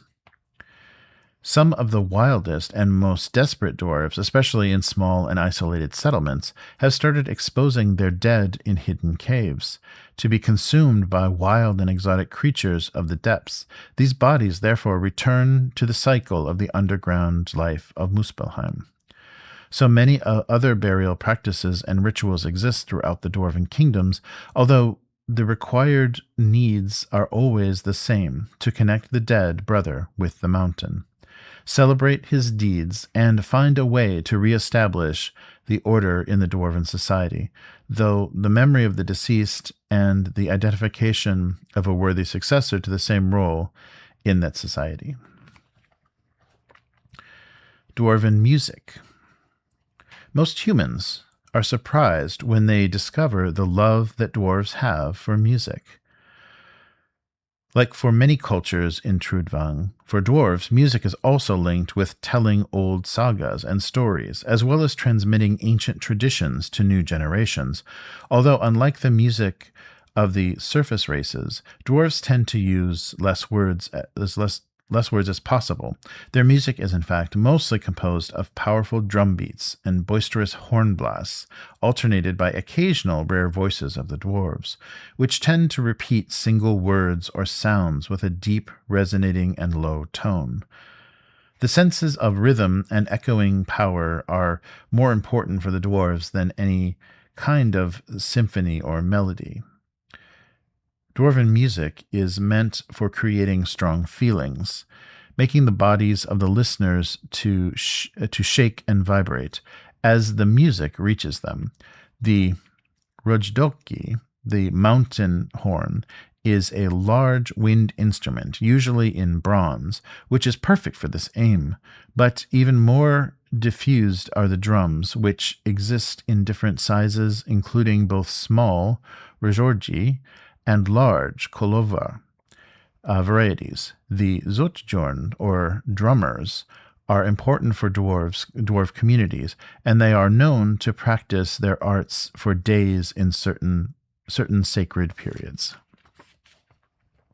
The reason for the characteristics that dwarven music traditions developed in large caverns and underground tunnels, where the echo must be considered. Every time one plays an instrument, and the echo for the dwarves is seen as the voice of the mountain, more beautiful and important than any other word a bard can spell. The dwarves play their instruments, but it's the mountain which sings. The Bjornika, in particular, are known to craft the rock-cut architecture of their holdings, especially for the larger halls, in order for the echo to command perfectly for miles through the tunnels. When certain doors are opened and secret walls are moved, bringing hope and joy to all dwarven brothers busy in their various jobs. This is especially common in certain days and festivals, when dwarves celebrate with music throughout their kingdoms. In any case, the dwarves are also a practical race, who know that a perfect echo cannot be obtained everywhere, especially when they are in the oddly shaped caverns in the dreaded surfaces of Trudvang. Therefore, a few real dwarven songs have been developed, especially by Bjornika dwarves traveling around Trudvang and want to keep a sense of community and tradition. These are usually sung in choirs and a dwarven bard leading his brothers, though never using a solo voice. These songs tend to be quite short, but often repeat the same stanzas and are played using drums and horns when possible to reinforce the rhythm. Living, diet, and housing. Dwarves do not have the same need for a varied diet as humans do. Usually, it is enough if they just have a little bit of meat, mushrooms, and cold water to survive the few days. Of course, dwarves also appreciate nice bread, baked with night rye, turnips, and strong mead, but it is not essential for their survival. The dwarves' bodies have a rare ability to survive on food they get, and there are those who say that a dwarf can survive without food for more than a month and still work in the mines. This is not entirely true, but the fact is that dwarves can survive unusually long periods of time without any significant food intake. Mushrooms in various forms grow in the wild in many dark caves, and the dwarves collect them. However, they are purposely grown mushroom farms near the major enclaves. Usually they grow the giant julka fungus or the smaller but more moisture and satisfying semja mushroom. a very common, relatively edible underground mushroom in the Krustal, who grows in many caves, in the variety which can be very small or even as tall as a building. It is very blandly intoxicating, causing some hallucinations only if eaten in large quantities, but expert dwarves know how many to eat without suffering any effect. The crystal is loved not just by dwarves, but also by underground beasts. It is worth noting that most dwarves can eat crystal when they are sure of its identity, since there are a variety of crystal called ulgar fungus, whose spores are poisonous and deadly, and are known to have destroyed whole settlements. The crystal is also used to brew the krustmead, a delicious but also intoxicating spirit, which makes most people quite confused and even aggressive when drunk, if huge amounts of it are consumed. In many holdings, one can see low stone columns, which are usually stacked in narrow rows, where the dwarves also grow a root that is very nutritious but has a bitter and dry taste. The root has been named Dark Tongue because it looks like a big black flat tongue, but also because it is grown in dark alleys and obscure shafts. The wild tunnel hog makes up most of the dwarves' meat consumption. These large underground adapted pigs are hunted in areas with a lot of crystal mushrooms. The dwarves also eat the more domestic Drollsvein, which is farmed in settlements around the underworld. The Drollsvein are knee-high white pigs that have no bristles, and the meat does not taste as good as the tunnel hog, but still offers a nutritious meal. Night rye is a cereal which grows only in the dry and cold caves. The problem with night rye is that it will die if exposed to sunlight. Therefore, they harvest it in complete darkness. From night rye they make bread or a special rye soup, which tastes bitter and dry but is extremely satisfying. The dwarf kingdoms meander like an endless snake down the darkest corners of the underworld. Cities and tunnels and stairs and bridges all their way down into the abyss, and the dwarves themselves behave as if they never end, and that the depths are endless as the mountain is hard. The few dwarves who have seen the endless oceans of water that billow back and forth claim that the sea is like the mountain. There is no beginning and no end. Dark cracks and vertical cliffs stretch out over the depths, which is as dark as a lozja worm's heart. Most dwarves in Trudvang live underground with the silent mountain for their roof, floor, and walls. However, there are two types of accommodations that dwarves either live in: hollowed housing, directly cut from the mountain, which is the most common in larger cities, or they live in special blorge houses, which have been built into the natural rooms in the cave. Dwarven architecture, especially among the Blorjornika, can reach a quality unsurpassed in human standards. The dwarves know how to choose the best stony layer to cut off whole rock-cut cities with enormous halls and larger and more monumental than any cathedral in Westmark or a staved church in the Stormlands.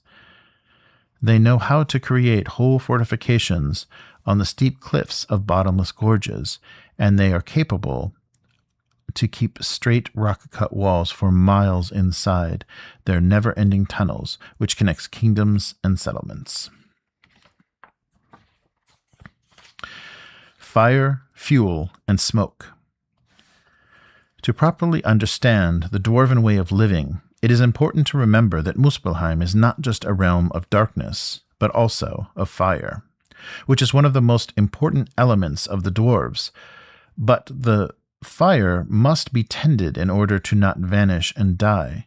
The so-called lozja furnaces especially require large amounts of fuel, so the lozji, the mystical creatures which live inside, will not die. There are two most common types of fuel: coal and Yark moss, a special moss that only dwarves appreciate. The coal is usually harvested in mines opened in the depths of Trudvang. A kingdom with a coal mine is a rich one, since the precious resource can be traded even with the very far away dwarven holdings, which lack proper combustibles for their furnaces. An example is the coal of Erzimir, whose high quality is praised throughout Muspelheim and traded as far as the western part of the underworld. The other common type of fuel is the yark moss. It is a thick and hard moss that can burn for a very long time, but unfortunately is more common only in the surface of Trudvang. The other downside of yark moss is that it smells pretty bad when you burn it. Even now and then, large groups of dwarves travel to the forests above ground to harvest it. The harvest can last for several months, sometimes years, before they collect their belongings and return to the underworld again. They usually make charcoal from it, using it in furnaces, mainly those that forge silver. Dwarves are an ingenious race, and through the centuries have also used many other fuels, although none as powerful as coal and yark moss. For example, the poorest dwarves collect solidified hair from the tunnel hogs, and they make fire with it. A constant problem in dwarven settlements is smoke, which is continuously produced by dwarven smiths' activities. However, the sons of Borjorn are masters in conveying smoke out of the settlement. Sometimes long pipes bring it even out onto the above-ground world, and they mine miles above the dwarven furnaces. These chimneys, exhausts, and vents are often not clustered in a single place, but spread in the wide areas, so that finding their source becomes impossible for the surface dwellers. Many of these objects are surrounded by dormant and concealed stone figures, ready to block any surface dweller from trying to invade the dwarven realms. Other times, dwarven settlements are located too deep in the underground, and therefore the smoke is conveyed using special tunnels to the underground forges and chasms usable by the dwarves. Lastly, it is worth reminding that smart dwarves have been known to use the smoke as a defense against possible invaders, which may inadvertently trigger a trap which fills the tunnel with smoke.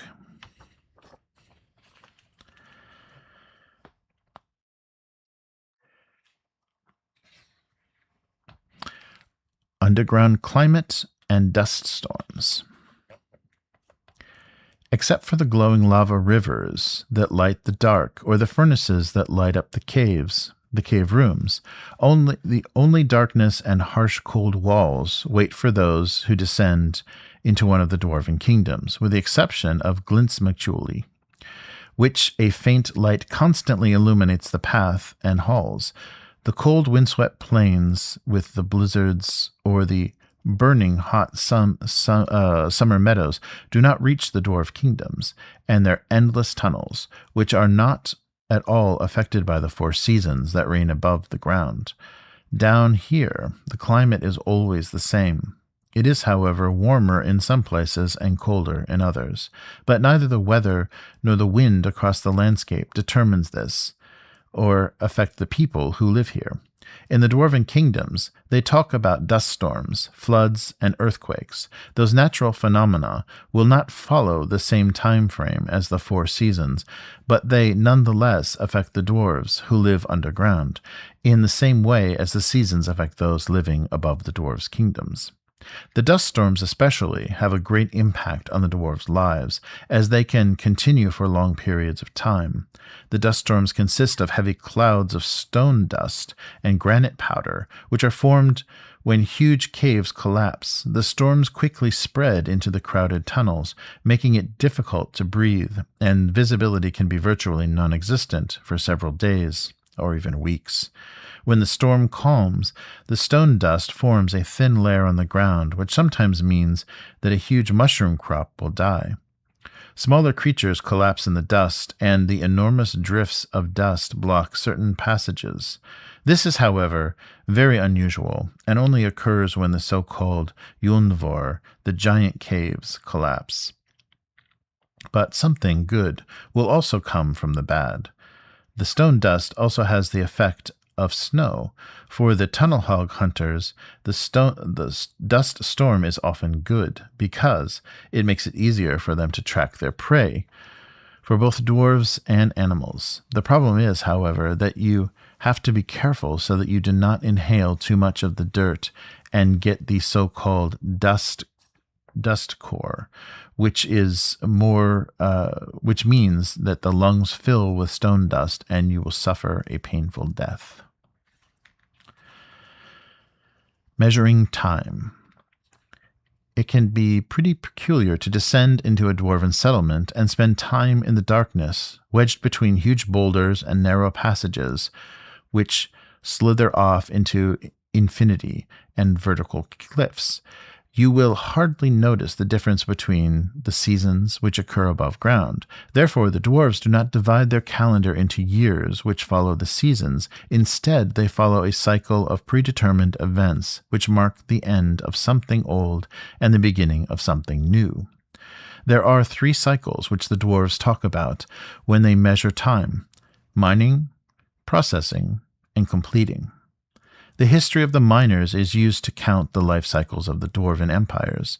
All great dwarven kingdoms have something they refer to as the main mine, the mine where the majority of the country's ore, iron ore, comes from, or the mine where most dwarves work. The mine is the center of the kingdom's life, since it is the way through which they gain all parts of the mountain's soul in the form of ore. The life of every kingdom is registered using the life of this main mine as a reference, following the cycles of ore. For the time it is mined until it is processed and then turned into bullion. When a main mine cycle is closed, a new main mine will be chosen as a reference, and the new historical cycle will be recorded. In great mines, such as Novskork in Tovolgia, which has been a main mine of the greatest dwarven kingdoms since the Age of Dreams, where the ore will never end or the mine will never shut. The dwarves use the life cycles of individual parts of the mine, or even the singular shafts to record time. The working lives of these elements are used as time measurements. When dwarves refer to an era, either in the future or in the past, they follow a mine's cycle, such as this happened when we reached the final stage of the mining of the Hungor mine, or he died when the iron bullion from the mines of Munvor was laid in the vault. This also shows the mountain's importance for the dwarves. They count time based on the mining process. Those who do not know their history or their mines also do not know what happened or when things will happen in the future. In this sense, one can say that the dwarves' perception of time is roughly like that of one of the Stormlanders, since history is not perceived according to an exact year-by-year chronology, but only in reference to specific events. More recently, in order to make it easier to also refer to events that occur above ground, the dwarves have begun to use a new system to count time, namely work shifts. They calculate that there are about 100 shifts before they reset and start counting again. For example, they may refer to something as its 150th session for 6 jobs ago, which simply translates into the 15th day 6 years ago. Thus far, nearly 300 jobs have passed since the dwarves of Trogoya began counting this way. The Dwarven Kingdoms. The dwarves' major kingdoms are pretty much scattered throughout Trudvang. Most of them, especially the largest ones, are found in the greatest mountain ranges. However, not all the kingdoms and settlements are located inside a mountain. For example, the great kingdom of Esmir is located deep underground in a huge crack in the middle of the Sylvan Plains, and Thordun is located outside of a mountain. The following section describes some of the dwarven settlements located in which they were referred to as Muspelheim, the part of Trudvang which is located underground. And here is our map. All right, so I guess that's it. Yeah, sorry, I should just have everything there. Yeah, so this is the little introduction. So each of the following chapters are a dwarven kingdom.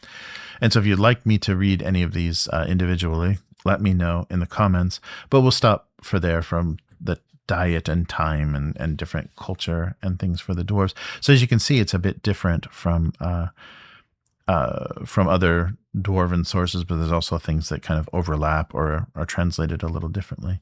But the rest of the book, yeah, covers the different kingdoms and yeah, kind of their structures, and there's maps and things for them, and then the rules. It starts to get more rules based in the back for, you know, how to create dwarves. Oh, here's some of the helmets and things we were talking about. The Murgle. Yeah, that's really cool. Yeah, this book has, wow, has really great, a lot of really great illustrations. I hope we see more of these. All right, sorry, I should have marked where the end of this was. We could have ended with the calendar. But yeah, let me know if you want, if there's a lot of dwarf fans out there and they'd like to hear, you know, specific details of the kingdoms. There is a lot of details in the following chapters that break down each of the different kingdoms, and lots of great art. Look at that. All right, so that is going to do it for tonight. I have the Seeds of the Vanir, the elf source book that we can go through, and there's also smaller books on Dimwalkers. Let's see if they have if it's all just spells, or if they actually have informations on the traditions here. So here's the Dimwalker book. I'll just take a quick look here. Oh yeah, no, it has all the traditions of all the religions. But let's see. You know, it looks like, so initiative. Yeah, it looks like it's a lot of rules. No, it's talking about point systems and things. So yeah, it mostly is the spell books, but it is all the traditions of the Dimwalkers and so these are mostly just spell books. So not a source of the specifically the traditions, but you know, how many points and what your spells do, which will all be redefined. Okay, yeah, so we'll do the elves next, and then we'll take a look at what other sources might work. Let me know in the comments if there's anything specific that you want to hear about in the setting that we haven't covered yet. We did the basic overview. We did the Snowsaga from the Stormlands expansion, and now the Dwarves, as well as Yorgi's Bestiary, which is a lot of fun.